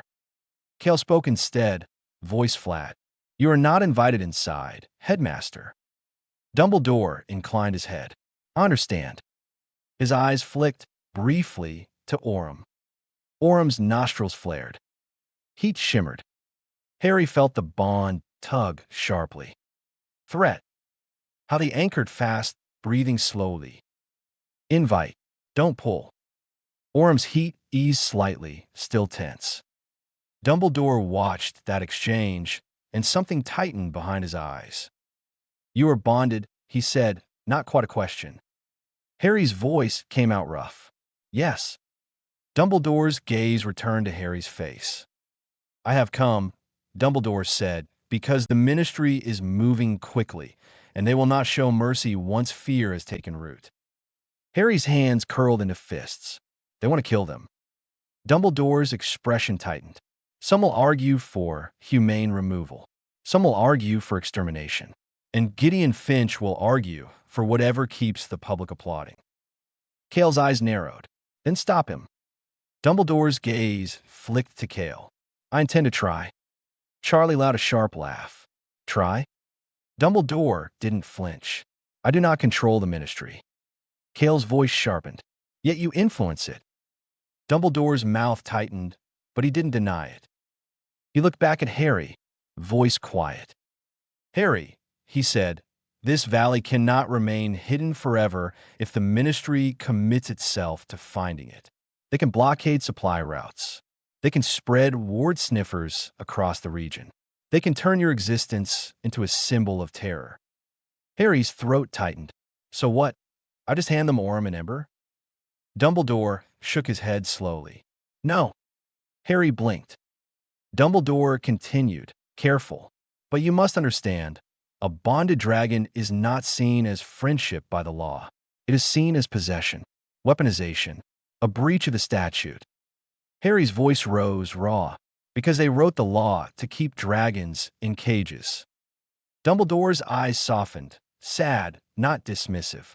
"Yes, because humans fear what they cannot command." Kale's gaze sharpened at that, like she hadn't expected him to say it so plainly. Dumbledore's voice dropped. "I am offering you protection." Harry's stomach tightened. "At Hogwarts." Dumbledore didn't deny it. "At Hogwarts, you would have sanctuary, legal protection, and a place where the Ministry cannot move without consequence." Harry stared at him, incredulous. "And where do Ember and Orem go? In a classroom?" Dumbledore hesitated. That hesitation said everything. Harry's voice turned cold. "You mean away?" Dumbledore's eyes tightened. "There are reserves.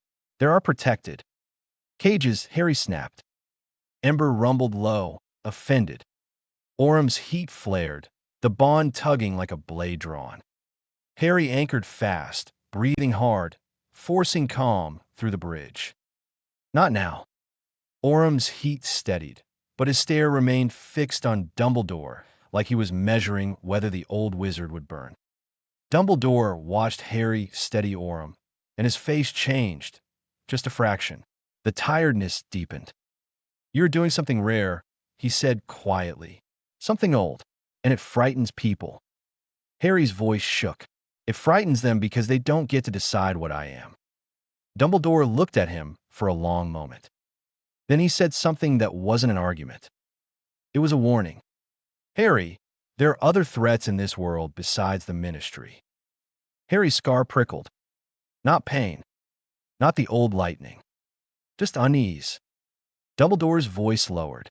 Voldemort is moving in the shadows. Fear creates openings. Your existence, this conflict, will distract the Ministry. It will distract the Order. And Voldemort will use it. Cale's eyes narrowed.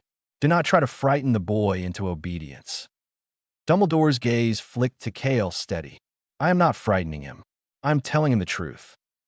Harry swallowed hard. He didn't know what to believe about Voldemort's return, but he believed one thing immediately. If evil was real, it would absolutely use chaos. And right now, Harry was chaos with wings. Dumbledore turned his gaze back to Harry, voice quiet. If you will not come to Hogwarts, he said, then at least allow me to advocate for you. Allow me to speak to the Wizengamot. Allow me to. Harry cut him off. Will you tell them where this place is? Dumbledore's eyes tightened. No. Cale's voice was sharp. He swears nothing in this valley is revealed. Dumbledore's gaze held Cale's without flinching. I swear. Orum's heat pulsed once, like a lie detector that didn't blink. Harry's scar prickled again, warm this time. Harry didn't know if that meant truth. But he felt less threatened. Dumbledore exhaled softly. Harry, I cannot promise you safety. Harry's voice came out quiet and fierce. Then don't promise. Just don't stand in the way. Dumbledore's eyes softened again, and for the first time he looked old. I will not stand in the way of a child protecting living creatures, he said quietly. But I will stand in the way of bloodshed. Cale's jaw tightened. Bloodshed is coming whether you like it or not. Dumbledore's gaze flicked to the ward line, thoughtful. Then we must decide whose blood. A silence fell. Wind moved across the ridge. Far above, a dragon's wing beat echoed, slow, heavy. Dumbledore turned his head slightly, as if listening to something only he could hear.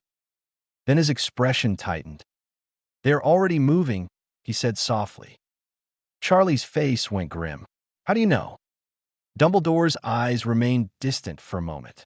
Because the Ministry does not wait once it has a story. And because Finch is not a man who loses a scent. Harry's stomach dropped. Dumbledore looked at Harry one last time. If you change your mind, he said quietly, send word. I will come. Harry didn't answer. Dumbledore didn't push. He simply stepped back, robe brushing stone, and walked away down the slope like a man carrying too many failures. Cale watched him go, expression unreadable. Then she turned sharply to the valley. Everyone, she snapped, to stations. That night, the hidden area became a fortress. Wards were reinforced, not with wandwork alone, but with draconic patterns, old heat lines traced into stone and air. Keepers moved through the valley lighting small braziers that didn't smoke, only shimmered, feeding the ward web like veins carrying blood. Cale assigned Harry a role that made his stomach twist. Anchor patrol, she said. Harry blinked. Me? Cale's eyes were sharp. You sensed anchors before my keepers did. That makes you valuable. Harry swallowed hard. Okay. Charlie handed Harry a small pouch. Crushed obsidian, he said. If you find a rune disc, sprinkle that on it. It disrupts the trace long enough for Cale to erase it properly. Harry nodded, gripping the pouch like it was a weapon. Ember stuck to Harry's heel like a shadow with teeth. Aurum followed at a distance, not close, not cuddly, but present like a guard tower. Harry moved along the valley's interior edge, listening with more than ears. He focused on the wrongness, the splinter feeling. At first he sensed nothing. Then, near the cluster of huts where younger keepers slept, he felt it. A cold itch in the air. Harry froze. Ember lifted his head, growling low. Aurum's heat flared sharply behind Harry. Harry's heart hammered. He approached the hut wall slowly, feeling the wrongness intensify with each step. He pressed his gloved hand against the stone. The wrongness pulsed. Harry swallowed. Then he scraped away a patch of moss with his fingers. A small rune disc stared back at him like an eye. It pulsed faintly, not on the ridge, not outside, inside the valley. Harry's blood turned to ice. Ember snaved. Orem stepped closer, the ground warming under his claws, heat shimmering like anger made visible. Harry forced himself to breathe. Anchor. Invite. He took the obsidian pouch and sprinkled the black dust over the disc. The rune pulse stuttered. Dimmed. Harry grabbed the disc and ripped it free. It burned cold through the glove. He hissed, dropping it into the grass. The valley's wards seemed to exhale, like a splinter had been pulled. Harry stared at the disc, shaking. Someone had planted it here. Someone had walked into the heart of the Eyrie and marked it. Ember pressed against Harry's leg, furious and afraid. Orem's heat was a steady blaze in Harry's mind, protective and brutal. Harry whispered, voice tight, Cale. He turned and froze, because the grass near the hut was disturbed. Footprints. Fresh. Leading away toward the darker slope where the keeper camps met the deeper nesting ledges. Harry's stomach twisted. He didn't know whose footprints they were, but he knew what they meant. The hidden Eyrie wasn't just being hunted from outside. It was being touched from within. Above the valley, the ward line shimmered, faint, strained. And in the far distance, beyond the mountains, Harry heard something that wasn't thunder. A low rhythmic hum, like many broomsticks cutting cold air, like a formation moving in. Harry's scar prickled hot. Ember's eyes glowed brighter. Orem lifted his head, nostrils flaring, wings flexing slightly. Cale's voice rang across the valley, sharp as a blade. Positions. Harry stood there, clutching the cold rune disc, watching the sky darken in his imagination. The Ministry had written the story already. Now, they were coming to film it in blood. End of Chapter 6. Say next when you want Chapter 7, Voldemort's Interest. Next. Chapter 7, Voldemort's Interest. The first Ministry lights appeared on the horizon just after midnight. They weren't torches. They weren't lanterns. They were cold blue globes floating in the air like watchful eyes, moving in slow formation across the mountain line. Beneath them, broom silhouettes cut through the darkness, fast, disciplined, practiced. Harry stood near the hut where he'd found the rune disc, the cold metal of it still biting through his glove like it wanted to be remembered. Ember pressed against his shin, growling low. Orem stood behind him, still as a statue, but the heat in Harry's mind was a steady blaze, focused, ready, hungry. Cale moved through the valley like a commander born from stone, barking orders that snapped people into place. Eastern Ridge now, Ward Braziers, feed them. No dragon breath unless I say, Anchor Patrol confirm. Charlie sprinted up to Harry, face tight. You found an internal anchor? Harry nodded, throat dry. Near the huts. Fresh. Someone placed it. Charlie swore under his breath. Ben Finch has more than a scent. He has a door. Harry's stomach twisted. Who? Charlie shook his head. Don't guess yet. Just stay alive. Cale's voice cut across the valley. We do not fire first. A keeper hissed back. Panicked, they're here to take dragons. Cale's eyes flashed. And if we look like monsters, we hand them their justification. We hold the ward line. We force them to show their hand. Harry didn't fully understand politics, but he understood one thing. Cale was fighting two battles, point one against the Ministry in the sky, and one against the story the Ministry had already sold the public. A low, uneasy rumble rolled through the valley as dragons stirred in their nests. Not just Orem and Ember, dozens of shapes, enormous backs shifting, heads lifting, eyes opening like suns in the dark. Harry felt it, fear and anger from the dragons pressing against the ward web, testing it, wanting to rise.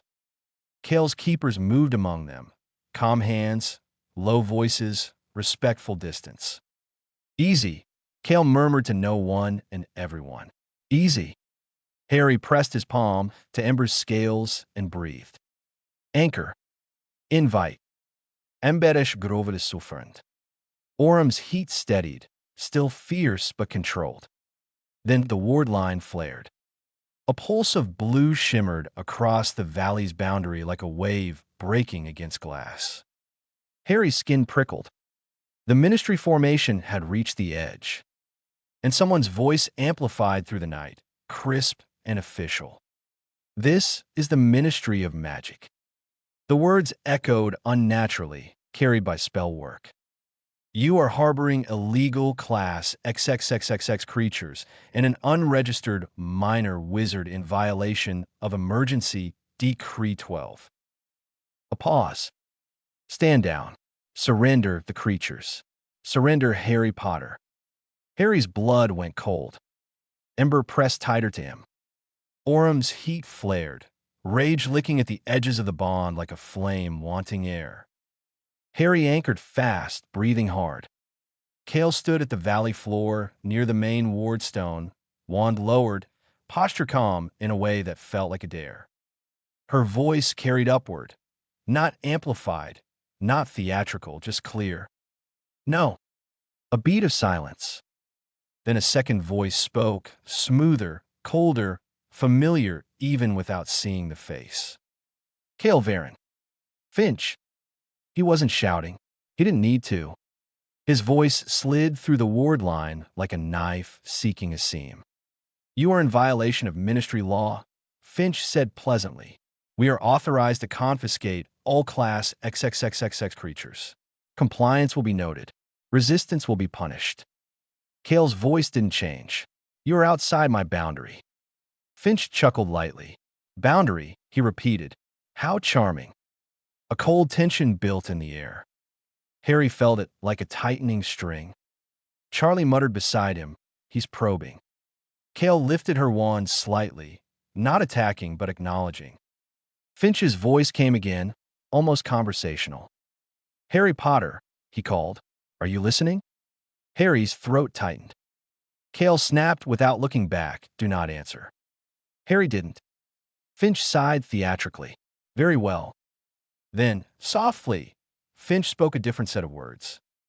Not official. Not legal. Not ministry.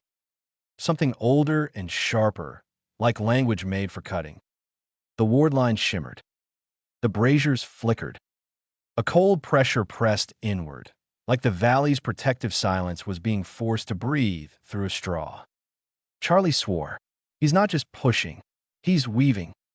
Cale's eyes narrowed. He has help. Harry felt Ember's fear spike. Orum's heat surged. In the far nesting ledges, a dragon roared, deep, furious. The ward line strained. And then something happened that didn't make sense. The Ministry line, those blue globes, split. Not in formation. As if someone in the sky had just opened a doorway.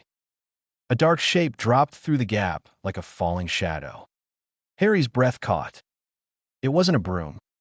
It was a person. A hooded figure descending without sound, robes fluttering in a wind that didn't exist. They hovered near the ward line like gravity was optional. Cale's voice sharpened. Who is that? Charlie's face went white. That, he whispered, is not ministry. The hooded figure raised a hand. And the air went cold. Not weather cold. Soul cold.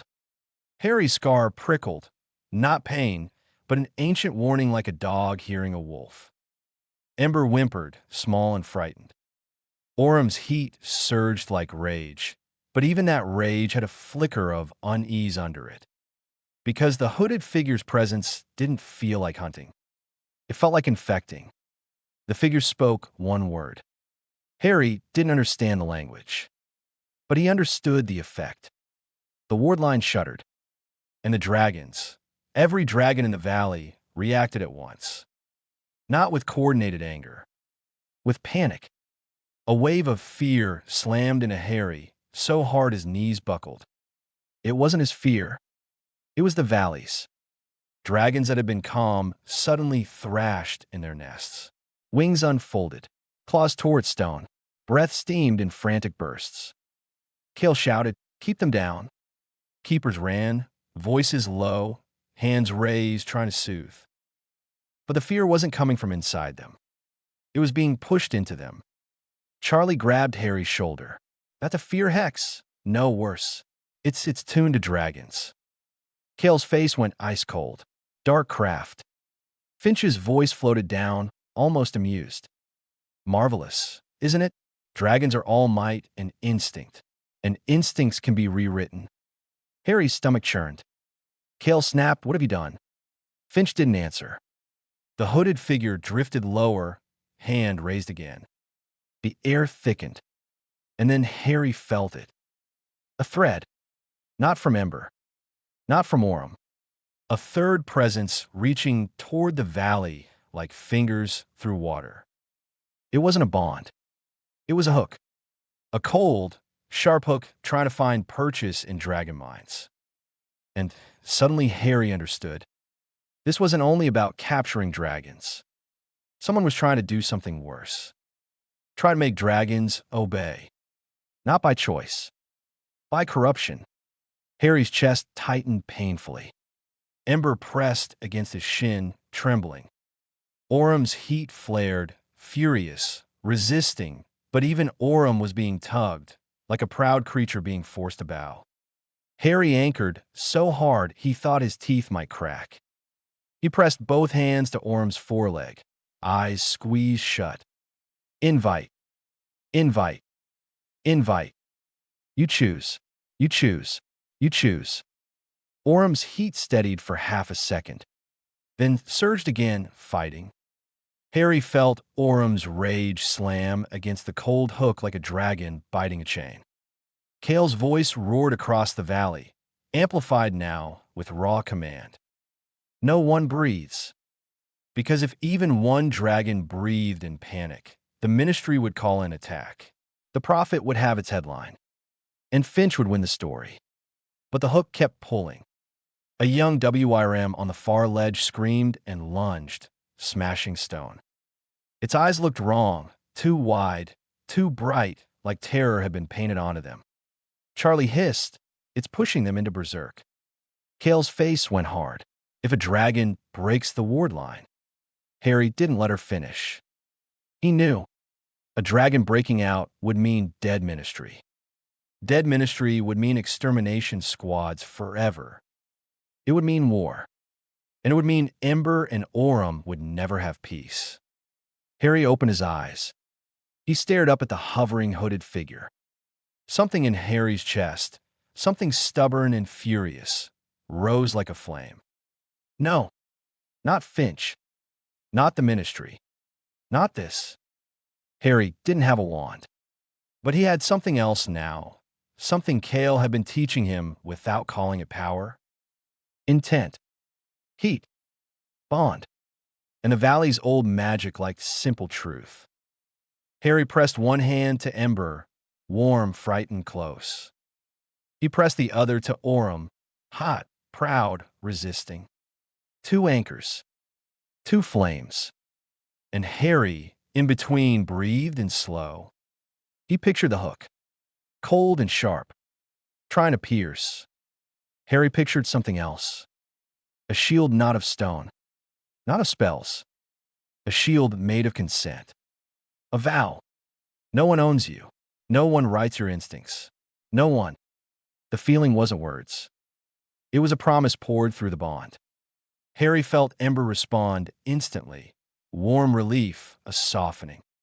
Orem responded slower, like a king deciding whether to accept help. Then Orem's heat surged, not wild now. Focused. Aligned. And that alignment pushed outward through Harry like a wave. The air around Harry shimmered.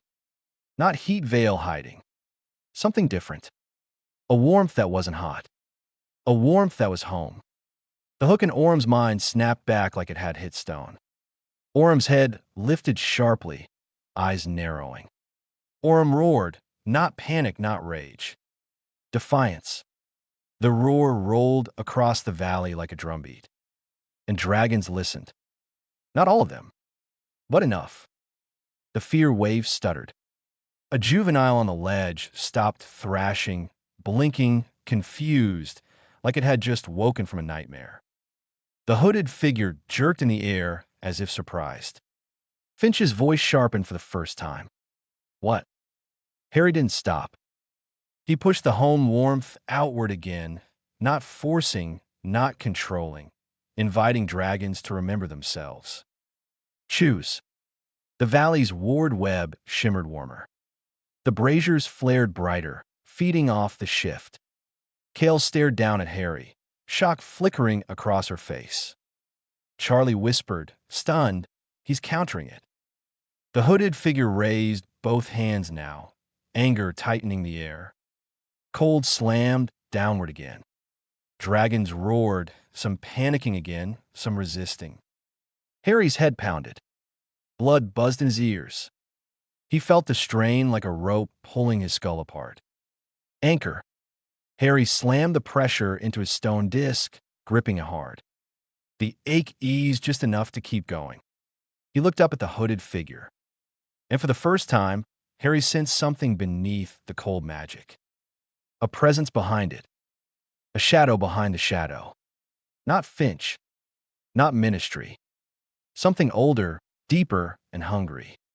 A voice, different than Finch's, seemed to whisper through the hook, like it was tasting the valley.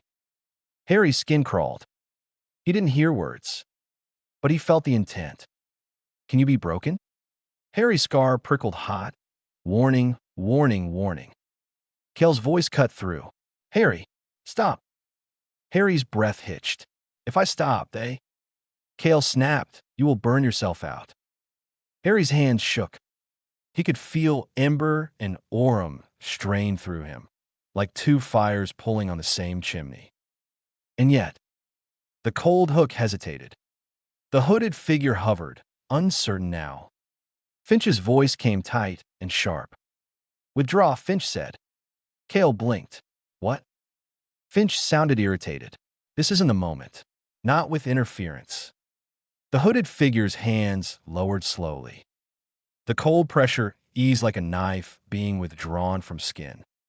The dragon's panic ebbed in ragged waves. Breath steamed. Wings folded. The valley's silence returned, but shakier. Finch's voice floated down again, polite as ever, but with an edge like broken glass. Harry Potter, Finch called. You continue to surprise. Harry's chest heaved. He didn't answer. Finch continued. You believe you're saving them, but you're doing something much more dangerous. Kale's voice rose. Leave. Finch chuckled. Not yet. The blue globes in the sky shifted, tightening formation. The Ministry voice boomed again, official and cold. Final warning. Kale lifted her wand, eyes blazing. This is your final warning. A tense pause. Then Finch's voice slid down like poison honey. We will return, he said softly, with better tools, better laws, better stories. Harry's blood went cold. And next time, Finch added, we will not come alone. The hooded figure drifted back into the sky, vanishing into the gap like a shadow swallowed by darker shadow. The Ministry globes retreated, formation tightening as they pulled away from the ridge. The night grew quiet again, but it wasn't peace. It was the quiet after a predator has decided you are worth hunting. Harry sagged, knees almost giving. Charlie caught him by the shoulder. Easy. Harry blinked, dazed. What was that? Charlie's face was grim. Dark magic tuned to dragon instinct. I've heard rumors, old ones. Kale's eyes stayed fixed on the sky where the hooded figure had vanished. It wasn't Finch's work, Kale said quietly. He's too clean, too legal. Charlie swallowed. Then who? Kale's voice was flat. Someone who doesn't care about laws. Harry's scar still prickled faintly, like a bruise you could feel from the inside. He whispered, Voldemort. Charlie went very still. Kale didn't deny it. She looked down at Harry, and her voice dropped low. Tonight, she said, you just learned the true danger. Harry swallowed. The Ministry? Kale's eyes were cold and honest. No, she said. The ministry is fear wearing paperwork. She glanced back at the sky. That thing, she continued, is hunger wearing a wand. Harry's hands trembled. Ember pressed against his leg, warm and exhausted, blinking sleepily like the panic had drained him. Orem stood tall, still tense, but the bond felt steadier now. Like Orem had felt Harry's refusal and decided Harry was worth listening to. Charlie exhaled slowly. He backed off because of you. Harry's throat tightened. I didn't win. Kale nodded. No, you didn't. She stepped closer, voice quiet and sharp. But you proved something. Harry swallowed. What? Kale's gaze held as like a blade.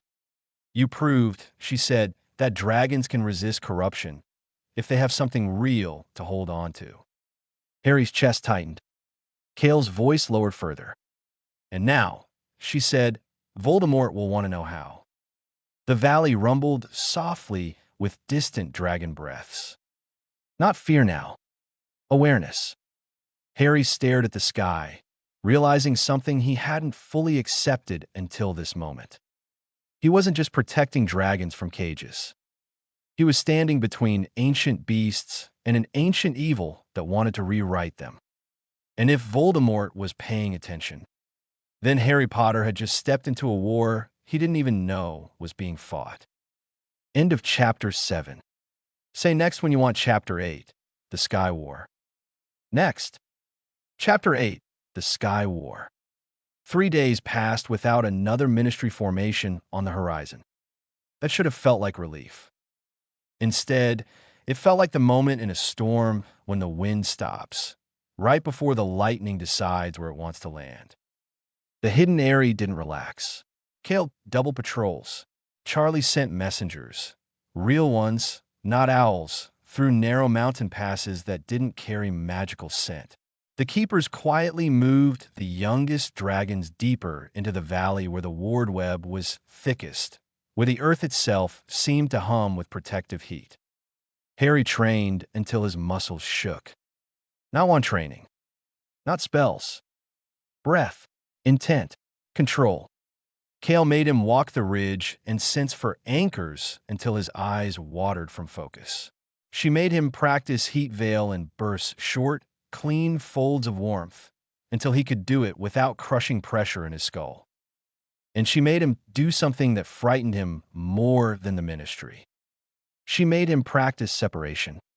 Ember stays, she'd say, or Orem goes with Charlie. Harry hated it every time. The bond tug felt like someone had grabbed his ribs and pulled. But he learned to breathe through it, to anchor, to invite rather than clutch, because the valley needed him to be steady. And because Kale's warning lived in his bones now. If you burn yourself out, the valley loses its bridge. Harry didn't feel like a bridge. He felt like a thin plank over a canyon. But he tried.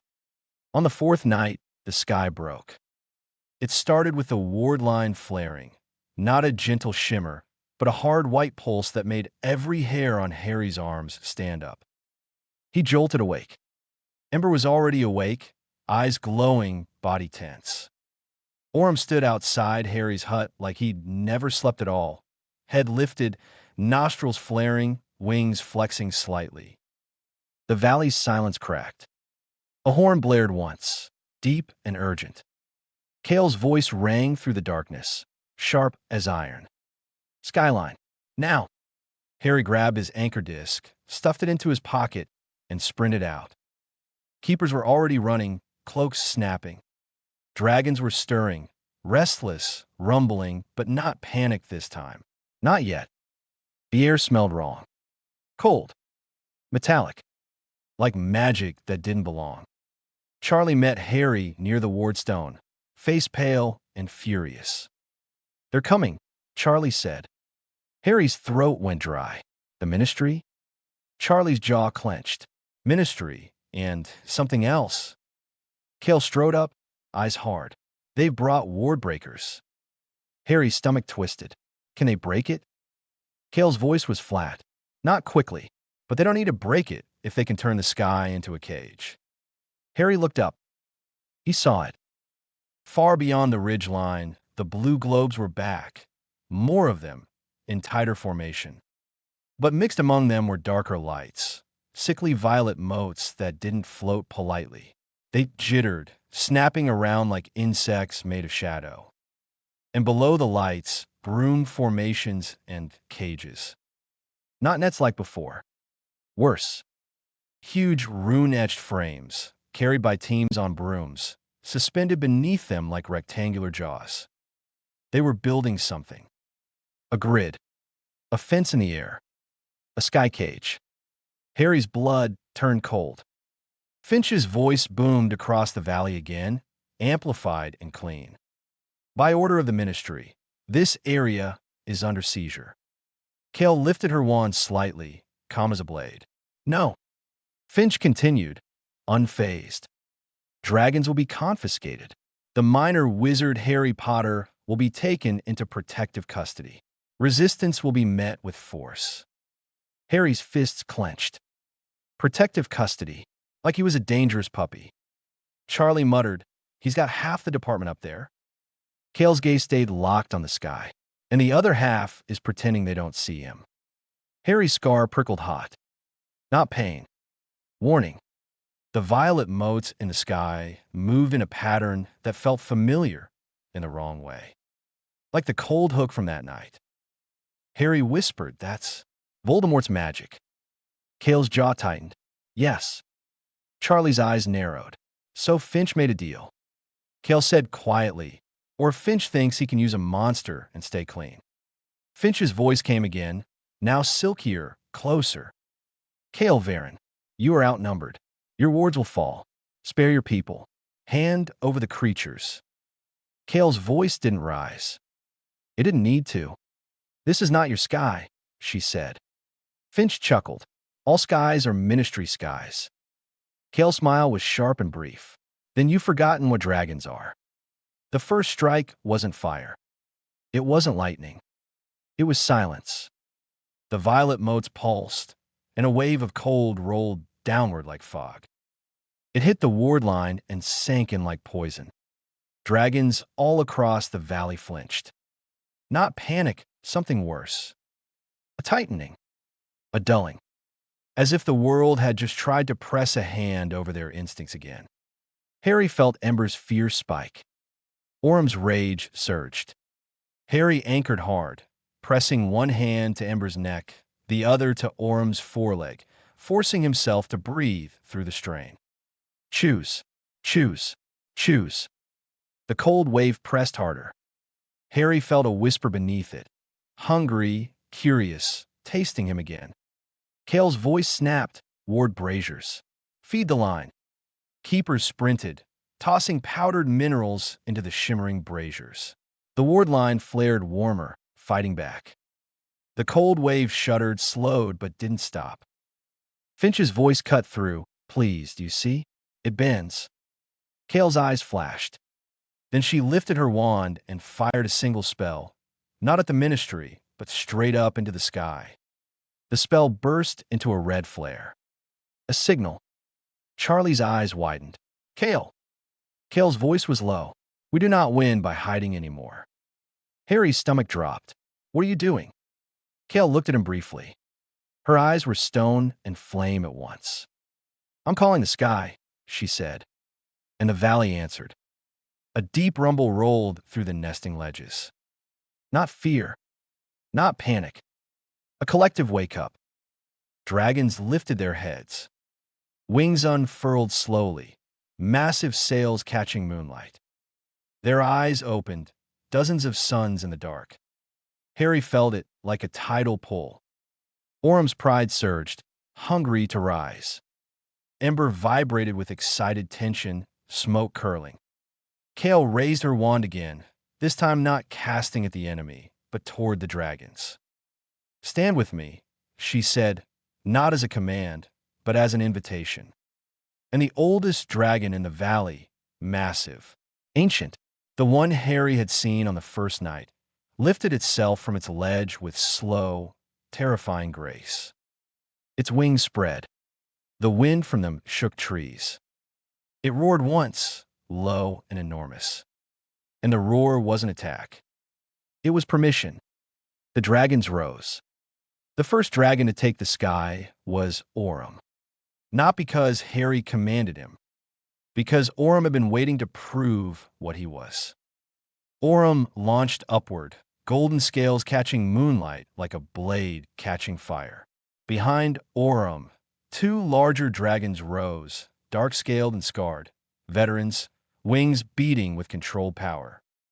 Ember tried to go too, flapping awkwardly. Harry grabbed him gently. "Not you." Ember snarled in protest. Harry pushed calm through the bond, anchoring the pressure into his stone disc. "Not yet. You're too small."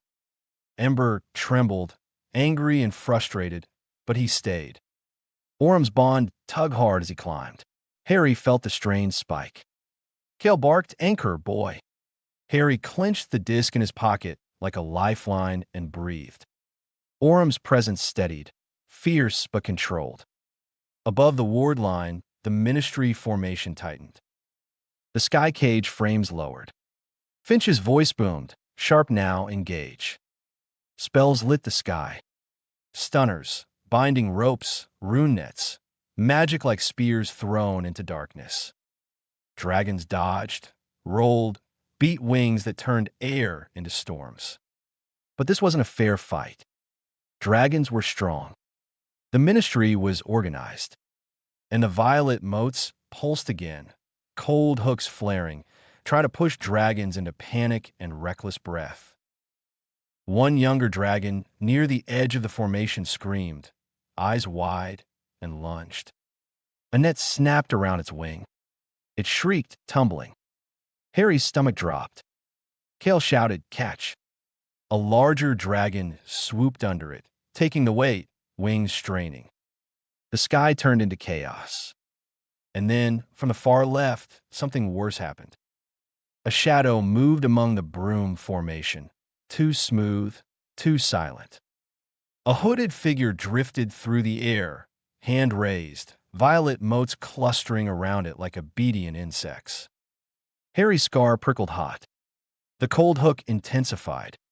Dragons faltered. Orym's bond surged.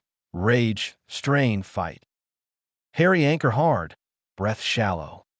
The hooded figure turned its hooded head toward Orym. Toward Harry. Even from the ground, Harry felt it, like a gaze sliding over his skin. A whisper pressed into his mind like ice. "You are interesting." Harry's blood went cold. Then the hooded figure spoke a spell. The air shattered. Not physically, magically. A ripple spread outward like glass, cracking in slow motion. The ward line flared, strained, and for a heartbeat. The sky cage frames snapped into place. A grid of glowing runes formed overhead, sealing the air above the valley like a lid. Dragons in the sky slammed into it, not with bodies, but with magic like hitting an invisible wall. Orym roared, furious. Ministry brooms cheered. Finch's voice boomed, triumphant. The sky is sealed. Harry's stomach dropped, so hard he felt sick. Cale's face went stone. Charlie swore, voice tight, they caged the sky. Cale's eyes flicked to Harry. And for the first time, she looked worried. Not about the valley. About him. Because Harry could feel it too. The sky cage wasn't just keeping dragons in. It was keeping something else out. Or in. It was a containment spell. A prison ceiling. And Voldemort's magic was woven into it like poison and sugar. Orym slammed into the cage's boundary with a roar. Not physically, but with will. The grid pulsed violet. Orym's flight stuttered. The cold hook flared, trying to twist Orym's instincts into panic. Orym snarled. Harry's head pounded. The strain spiked. Cale shouted, "All dragons descend." But some couldn't. They were tangled in nets, pinned by spells, trapped above a valley that was now roofed. Harry watched helplessly as Orym fought the pull, his golden wings beating against a ceiling that shouldn't exist. Kari Guisperth. No. Ember pressed against his shin, trembling with fury. Harry's mind raced. Heat Veil could hide. But this wasn't hiding. This was a cage. The cage was made of runes. Runes were patterns. Patterns could be disrupted. Harry didn't have a wand. But he had something Voldemort's magic didn't account for. Consent. The cage was woven with fear and control. Harry's bond was woven with choice. Harry's hands shook as he reached for Orum's bond thread in his mind. It was strained, hot, furious. Harry whispered, "Orum, listen." Orum's presence slammed into him like heat against a door. Harry anchored, breathed, invited. "I'm here. Choose me. Choose yourself." Orum's rage steadied, focused. Harry felt Orum's will lock in. Not panic. Not frenzy. Defiance. The cage pulsed Violet again, trying to twist that defiance into blind aggression. Harry pushed back, pouring the home warmth outward through the bond like he had before. But this time, he didn't stop at Orum. He reached for Ember 2, small, warm, eager. 2 flames. He reached further, not to bind, not to control, but to touch the ward web of the valley itself. The braziers, the stones, the old heat lines carved into the earth. Cale had said the valley liked simple truth. Harry gave it one. We're not property. The anchor disc in his pocket heated slightly, taking strain. Harry's scar prickled, warm and fierce. Above, Orum roared again. And that roar changed. It wasn't just sound. It carried something through the bond. A resonance. Like Orum had found the cage's seam. Harry felt it, an edge where the rune pattern didn't quite fit. A weak point. Harry's hands clenched. He stared up at the glowing grid. He didn't know the runes. But he didn't need to. He didn't need language. He needed pattern. Heat Veil wasn't just hiding heat. It was folding it, shaping it. Harry whispered, voice shaking fold. He pictured the cage's rune heat, cold, violet, being folded inward, disrupted like a net being twisted until it couldn't hold tension. His skin prickled. His head screamed. The strain surged. Anchor. Harry slammed the pressure into the disc so hard it felt like his bones vibrated. The disc grew hot in his pocket, but it held. The sky cage shimmered. One small section, near Orum's wingtip, flickered. Orum's eyes snapped to it. Orum surged, slamming his will against that weak seam. The cage crackled violet. The hooded figure in the sky jerked, attention snapping. Finch's voice rose, sharp and furious now. Stop that. Spells rained downward toward the valley floor, toward Harry's area. Wild, less controlled than before. Cale's wand snapped up, deflecting. Charlie dragged Harry behind a boulder. Harry, what are you doing? Harry's voice came out raw, strained, breaking it. Cale's eyes widened, shock and fear and something like awe. You can't, Charlie started. Harry snarled, watch me. He pressed both hands to the boulder, grounding himself, and reached upward through the bond again. Orum pushed at the seam.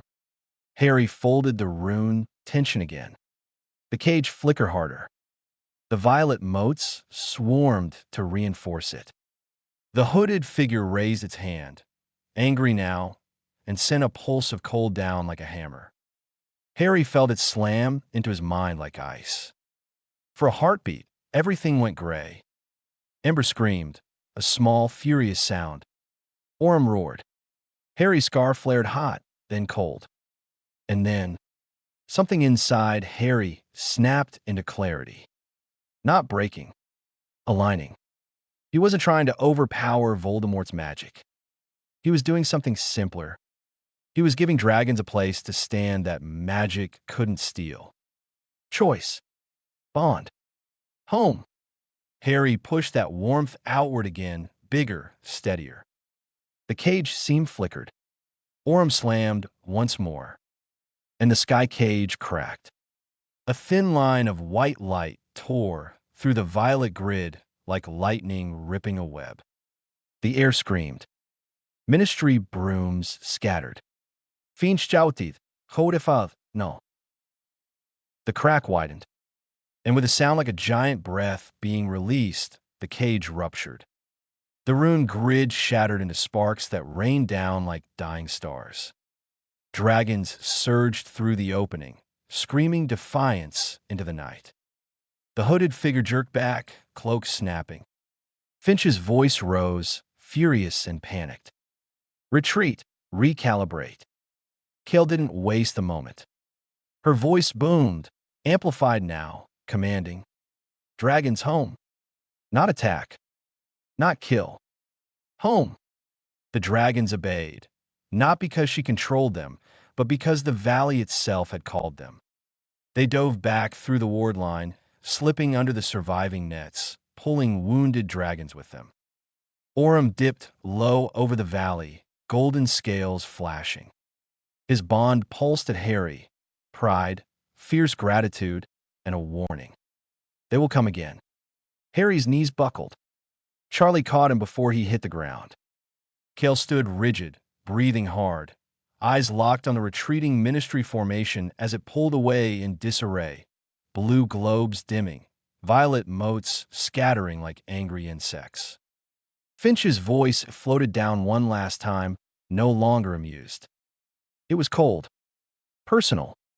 Harry Potter, Finch called, voice sharpened into a blade. You just declared war. Harry couldn't answer.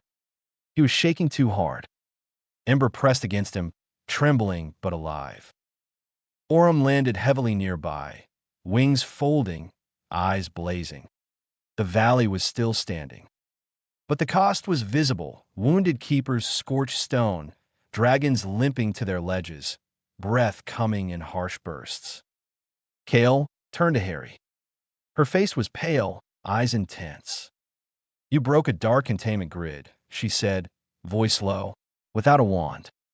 Harry swallowed, throat raw. I just folded it. Kael stared at him like he was a storm wearing a boy's skin. Then she said quietly, that wasn't just ministry magic. Harry's scar prickled faintly. Kael's voice lowered further. That was Voldemort's hand, she said. Charlie exhaled shakily, and he felt you push back. Harry's stomach twisted. He looked up at the night sky where sparks still fell like dying stars. He hadn't wanted war. He'd wanted to protect Ember. He wanted to keep dragons free. But now he understood the truth. In a world where power terrified people, protection looked like rebellion. And rebellion attracted predators. Orym stepped closer, head lowered, eyes locked on Harry. Not soft, not cuddly, but steady, a vow in dragon form. Ember pressed against Harry's leg, warm and stubborn. Harry inhaled slowly, anchoring the lingering strain into his disc. He whispered, voice hoarse. Then let them come. Kael's eyes narrowed. Careful, she warned. Harry looked at the wounded valley, the dragons limping, the keepers bleeding, the ward shimmering thin but alive.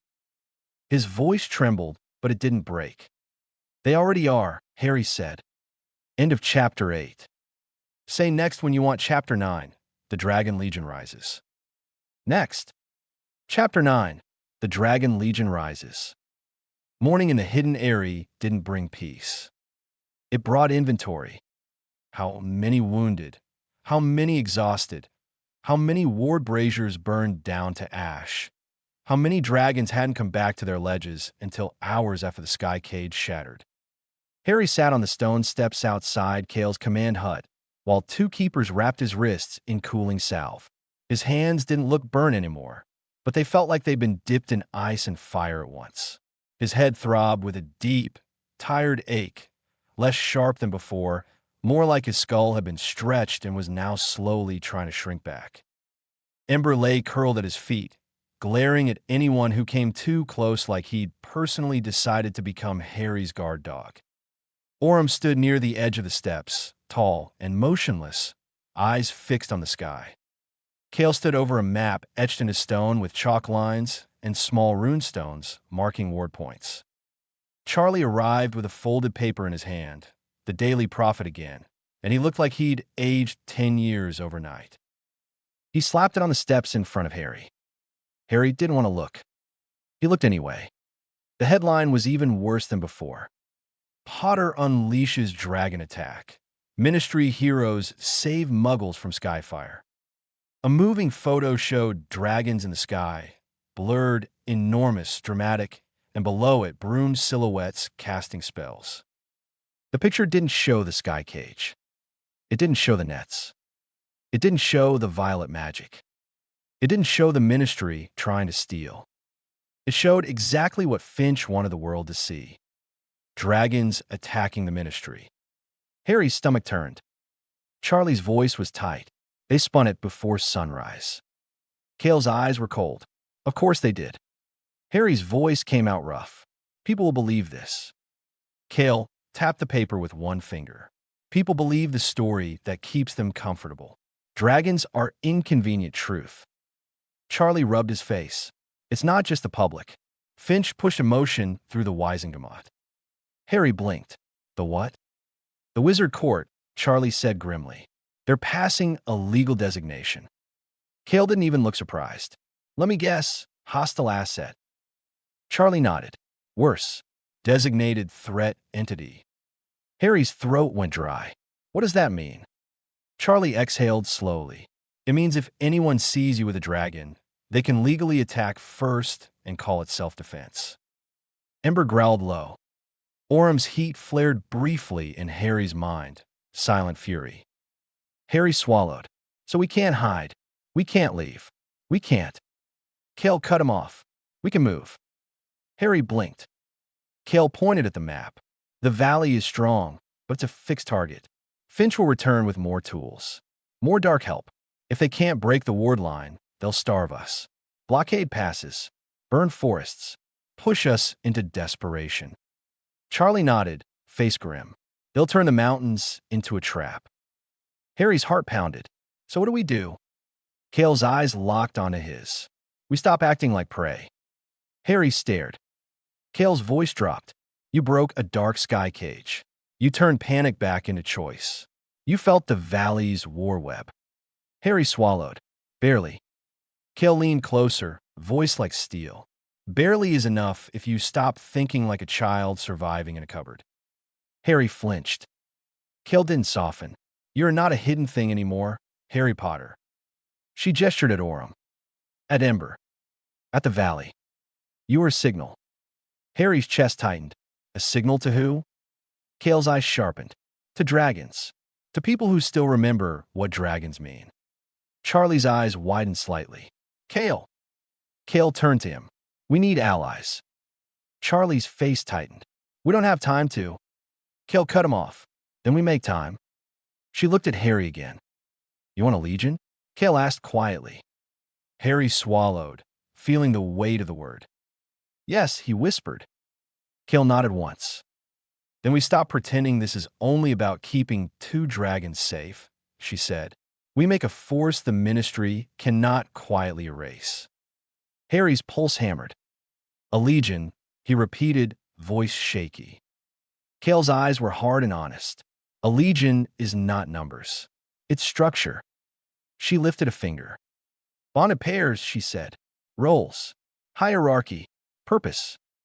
Charlie muttered, You're talking about building a new power structure. Kale's gaze stayed on Harry. Yes. Harry's mouth went dry. But dragons don't follow orders. Kale nodded. Correct. They follow respect, need, territory, and truth. She crouched in front of Harry, eyes intense. And right now, she said, the world is giving them a single truth. Humans will cage them if allowed. Harry's scar prickled hot. Kale continued, You give them a different truth. Harry swallowed. What truth? Kale's voice was low, that someone will stand between them in chains. Orem rumbled quietly, as if approving that sentence more than the rest of the world. They began that afternoon, not with banners, not with speeches, with names. Kale took Harry to the ledges where the dragons nested, higher, warmer places where the stone remembered centuries of heat. She didn't lead him like a child. She walked beside him like he was becoming something that mattered. Charlie trailed behind, tense, eyes scanning sky and ridge like he expected broom silhouettes to appear any second. The first dragon they approached wasn't ancient. It was a dark-scaled adult with a ragged scar along its wing membrane, one of the veterans that had caught the netted juvenile during the Sky War. It watched them approach with eyes like molten glass. Kale stopped at a respectful distance. "Raz," she said quietly, "a Ridge Watcher." Harry stared. "You know their names." Kale didn't look away. "Of course I do."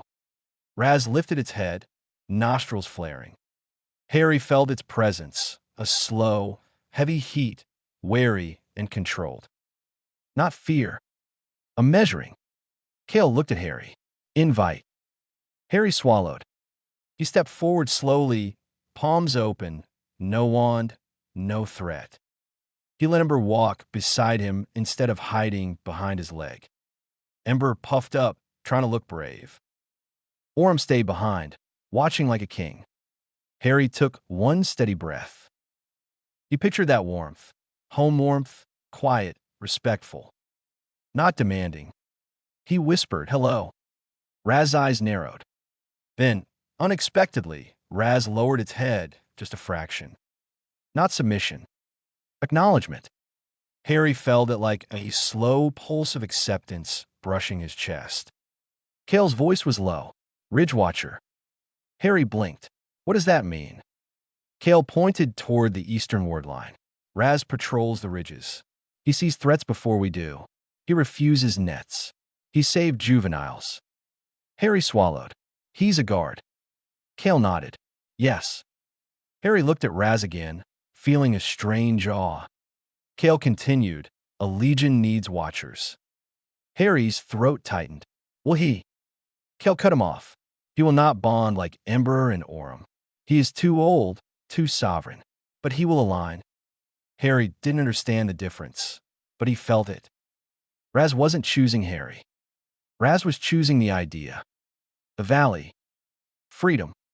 And maybe, just maybe, the boy who had cracked a sky cage. Kale placed a small stone at the ledge edge, a marker. "Ridge Watcher," she repeated. Raz exhaled softly, a warm gust that smelled like smoke and stone. Then it turned its head toward the valley as if the conversation was done. Kale nodded once. First alignment. Harry's chest felt tight with something he couldn't name. Not pride. Responsibility. They met more. A sleek, pale dragon with frilled horns, swift flyer, Kale said, excellent for intercepting brooms. A heavy red-scaled beast with a blunt snout, ground anchor, strong enough to collapse rock tunnels if needed. Two smaller wyverns that hunted in pairs, messengers, fast and quiet. Each dragon had a place. Not controlled. Respected. Kale wasn't recruiting. She was recognizing. And Harry, walking beside her, started to see it. The valley already had the bones of a legion. It just hadn't been named as one. Until now. Then Kale led him to the ledge where the juvenile dragon they'd saved had been resting since the raid. It was the one that had been netted and nearly dragged down. Its wing was bandaged in thick salve-wrap strips. Its eyes were sharp but haunted. It watched Kale approach with wary tension. Kale stopped. She didn't speak first. She looked at Harry. "This one is called Vesper," she said quietly, "because she flies at twilight. She is young, she is frightened, and she is angry." Harry swallowed. He could feel that anger like heat under ash. Kale's voice dropped. "Invite." Harry stepped forward slowly. Vesper's eyes narrowed. "Ember crept closer, curious." Harry held out his gloved hand, not touching, not pushing. Vesper's nostrils flared. Harry felt a wave of memory, net tightening, panic, the sky becoming a cage. Vesper's fear brushed him, and Harry's own chest tightened in empathy. Harry whispered, "I know." Vesper's eyes widened slightly. Not because Harry said the right words. Because Harry's bond carried truth. Harry pictured the home warmth again, but this time he shaped it like something different. Not comfort. Not safety. Recognition. "I see what they did to you, and I hate it too." Vesper's breath hitched. Then Vesper leaned forward, slowly, and touched her forehead to Harry's glove. Harry's whole body went still. It wasn't a full bond like Ember. It wasn't furnace hot like Orem. It was something in between, young, fierce, wounded. A thread slid into Harry's awareness like a new note in a song. Harry's head pressure spiked. His anchor disc warmed in his pocket, taking the strain. Harry breathed. "Invite, don't pull." Vesper pulled back, eyes blazing. And then she did something that made Cale go still. Vesper moved closer to Ember. Ember puffed up, startled. Vesper sniffed Ember gently, like checking if Ember was real. Ember chirped a tiny sound, half brave, half excited. Vesper's eyes softened just a fraction. Orem watched, still like a judge. Cale whispered, stunned, "She's accepting the chain." Charlie frowned. "Chain?" Cale didn't look away. Not a leash. A line. Bond to Harry. An acceptance of Harry's bonded. Harry swallowed. "Is that normal?" Cale's eyes were sharp. "No, it's rare." Charlie muttered, "and powerful." Harry's chest tightened. This wasn't just adding dragons. This was building connections. A network. A structure. Cale placed another stone marker. "Twilight Flyer," she murmured. "Scout." Vesper hissed softly. Less fear now, more defiance. Harry felt it like a vow. By nightfall, Cale gathered the keepers at the valley floor near the wardstone. Dragons watched from ledges above, heads lifted. Orem stood beside Harry like a golden statue. Ember sat at Harry's feet, tail curled around his ankle possessively. Vesper hovered nearby, wings folded, eyes bright. Cale stood on a stone rise and spoke without amplification. She didn't need it. Her voice carried because the valley listened. "The Ministry has declared war," she said. "They call us criminals. They call dragons monsters. They call the boy a threat." A low rumble rolled from the ledges. Cale continued, "Fine." She lifted her chin. "Let them be afraid," Cale said. "Fear makes fools, and fools make mistakes." Charlie crossed his arms, jaw clenched. Cale's gaze swept the gathered keepers. "We will not hide behind our wards and wait for starvation," she said. "We will move. We will strike anchors. We will break nets. We will save dragons before they become crates." A keeper whispered, "We can't fight the Ministry." Cale's eyes flashed. "We can't fight them like wizards. We fight them like keepers." She turned to Harry. "And you," she said quietly, "will decide what kind of dragon lord you become." Harry's throat went tight. Everyone's eyes turned to him. Harry felt the weight of it like a mountain. He wasn't a leader. He was a kid who'd survived a cupboard and then found warmth. But now warmth had turned into fire. Harry swallowed hard, then spoke. "I don't want to hurt people," Harry said, voice shaking. Cale didn't flinch. Harry continued, "But I won't let them chain dragons. I won't let them write lies and call it law." Orem rumbled approval. "Ember tirped, fius." Vesper hissed softly. Harry looked up at the ledges at the watching dragons. He didn't command. He invited. "If you want freedom," Harry said, voice steadier now, "then stand with us. Not as weapons, as yourselves." A hush fell, deep and heavy. Then the ancient dragon, the one that had granted permission in the sky war, lifted its head. It exhaled a low, rolling sound that wasn't a roar. It was a statement. And one by one, other dragons answered. Not all, but many. A chorus of rumbling agreements, wing flexes, and heat pulses that made the valley feel alive. Charlie whispered they're aligning. Cale's eyes gleamed faintly. Yes. Harry's scar prickled warm, like the world itself was taking note. Cale stepped forward and placed a hand on the wardstone. Then it's decided, she said. This valley is no longer a hiding place, Cale declared. It is a seat. Her gaze sharpened. A seat of power, she finished, that does not kneel to the ministry. A cold wind moved through the valley like the world inhaling. Harry felt it.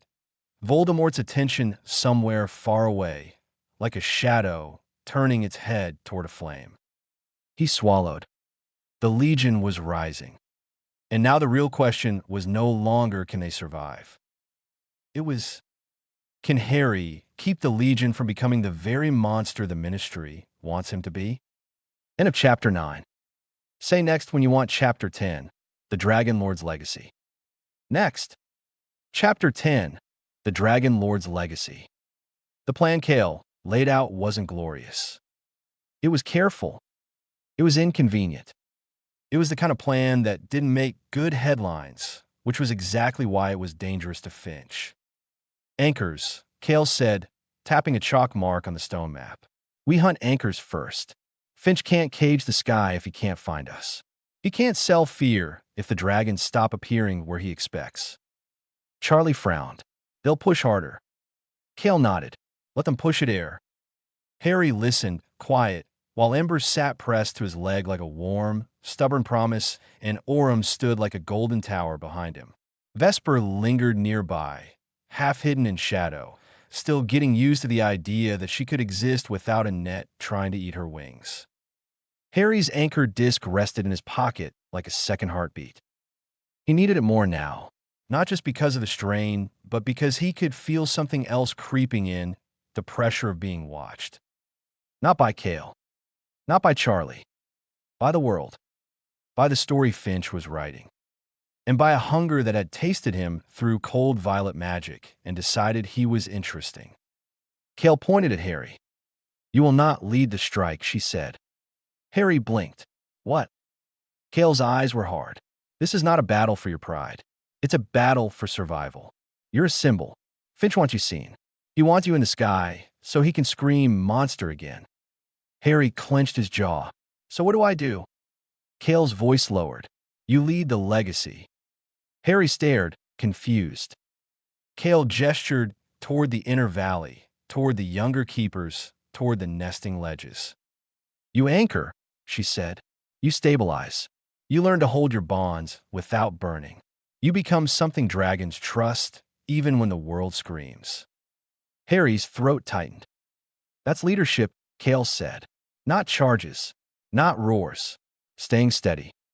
Harry swallowed and nodded, even though it felt like being told to sit out the most important moment of his life. Charlie leaned closer, voice quiet. Cale's right. If you fall, everything collapses. Harry whispered, I know. But knowing didn't make it easier. That night, Cale's strike team left the valley, silent shadows moving through mountain passes. They took 2 swift flyers, a ridge watcher, and 3 keepers with tools made for dismantling runwork.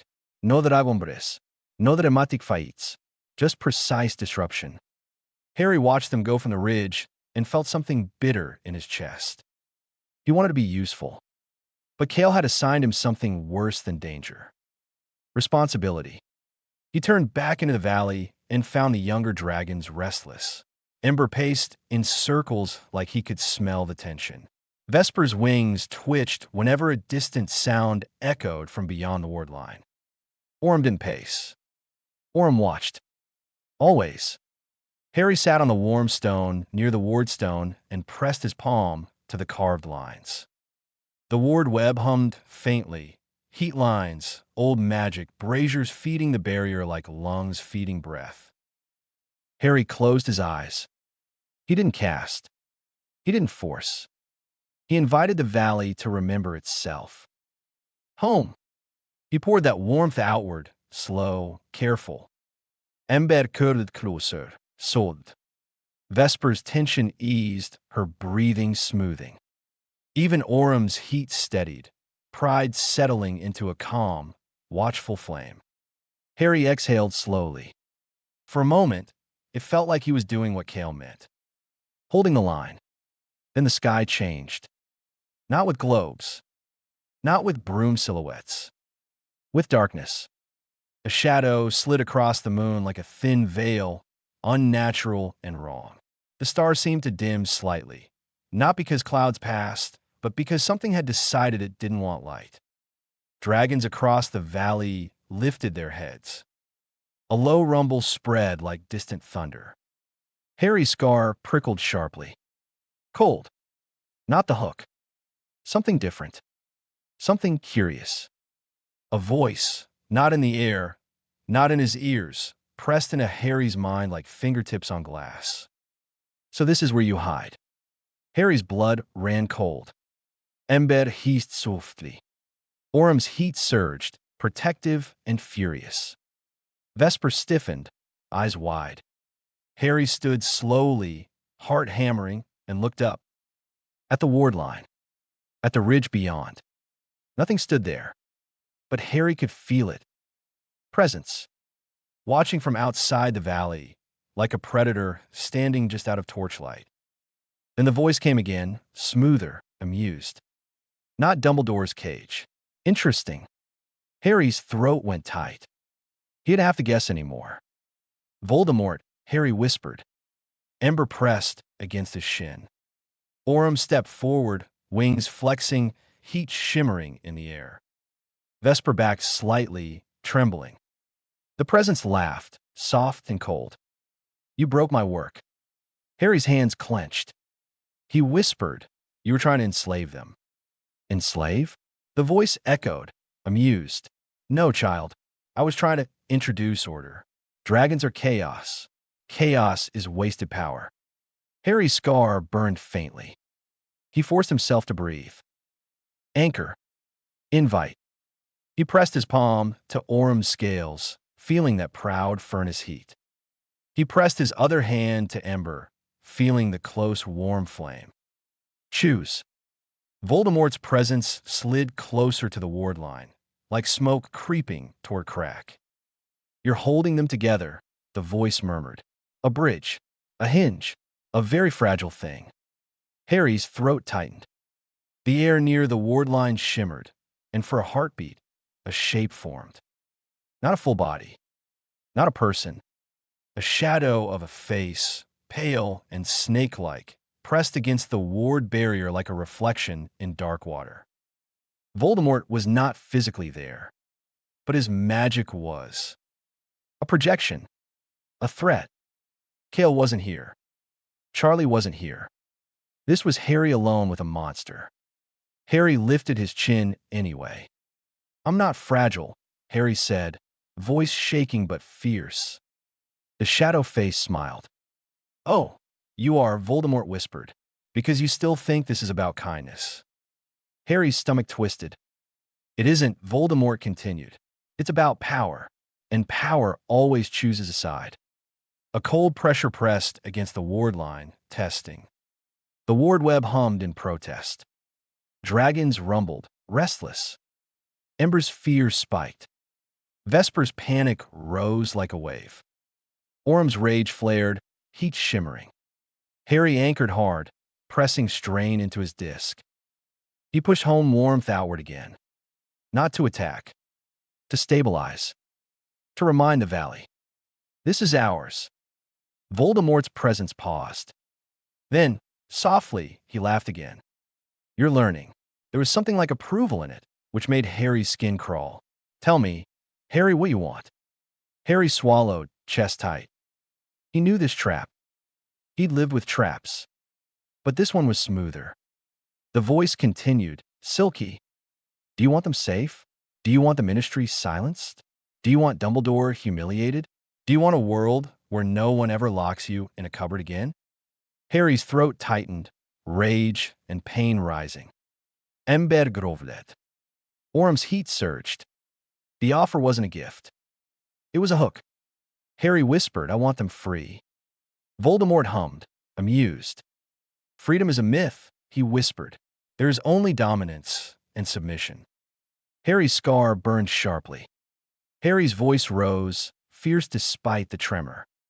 No, Harry said. The ward web flared warmer. Aurum roared, low and controlled, a sound that shook the valley. Ember hissed, smoke curling. Vesper's panic stuttered, steadied by the sound. Harry pushed his warmth outward through the bonds. Not controlling. Inviting. Choose. The shadow face pressed harder against the ward line. The ward line shuddered but held. Then Voldemort whispered, cold as knife steel. You will kneel eventually. Everyone does. Harry's jaw clenched. I won't, Harry said, voice shaking. Voldemort's presence lingered a moment longer, like a predator memorizing a den. Then the shadow face faded. But the voice left one last whisper behind, sinking into Harry's bones. If you will not kneel to me, you will kneel to the world's fear. The cold pressure vanished. The sky brightened slightly. Stars returned. The valley exhaled. Harry realized his hands were shaking so hard he could barely keep them open. Ember pressed against him, warm and trembling. Aurum stood tall, heat steady now, like a guard that had just seen the enemy's eyes. Vesper crept closer, wings tight, seeking safety in proximity. Harry swallowed hard. Cale had warned him this was coming. Voldemort wasn't just interested. Voldemort had noticed. And he had offered something that would rot a person from the inside, validation. Harry hated how close it had felt to tempting. Because part of him, the part that remembered the cupboard, wanted someone powerful to say, "You deserve better." Harry clenched his fists. Then he did the only thing that made sense. He knelt on the warm stone and put his palms on the earth. He breathed. Anchor. Invite. He poured warmth into the ward web, not like a shield, but like a promise. No one owns you. Not the Ministry. Not Voldemort. Not me. Ember rumbled softly. Aurum's bond pulsed, approval, fierce and steady. Vesper exhaled, tension easing. And Harry understood something, quietly, deeply. This was the legacy. Not winning a battle. Not burning enemies. But holding the line inside himself. So the Legion didn't become a monster just because the world wanted a monster. Cale returned at dawn. Her cloak was torn. One keeper limped. The Ridgewatcher's wing membrane was singed. But they carried something in a satchel, small, cold, and dangerous. Rune discs. Anchors. Broken and dead. Cale dropped them on the stone table with a hard clink. We found 3, she said. Erased. Charlie exhaled shakily. Good. Cale's eyes flicked to Harry.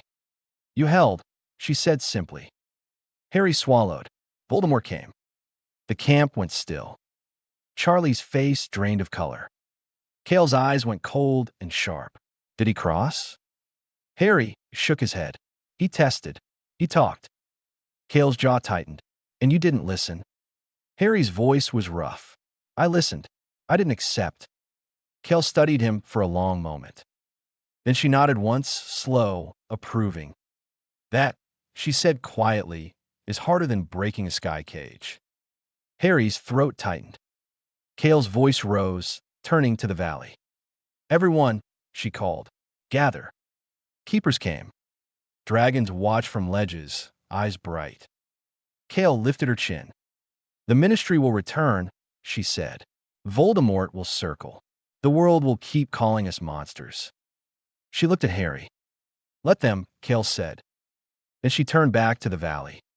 We will not be monsters, she declared. We will be keepers. A deep rumble rolled from the ledges, agreement. Aurum stepped forward and lowered his head slightly. Not submission, but acknowledgement of purpose. Ember tirped fiercely. Vesper hissed, wings flexing. Cale's gaze swept the valley like a blade.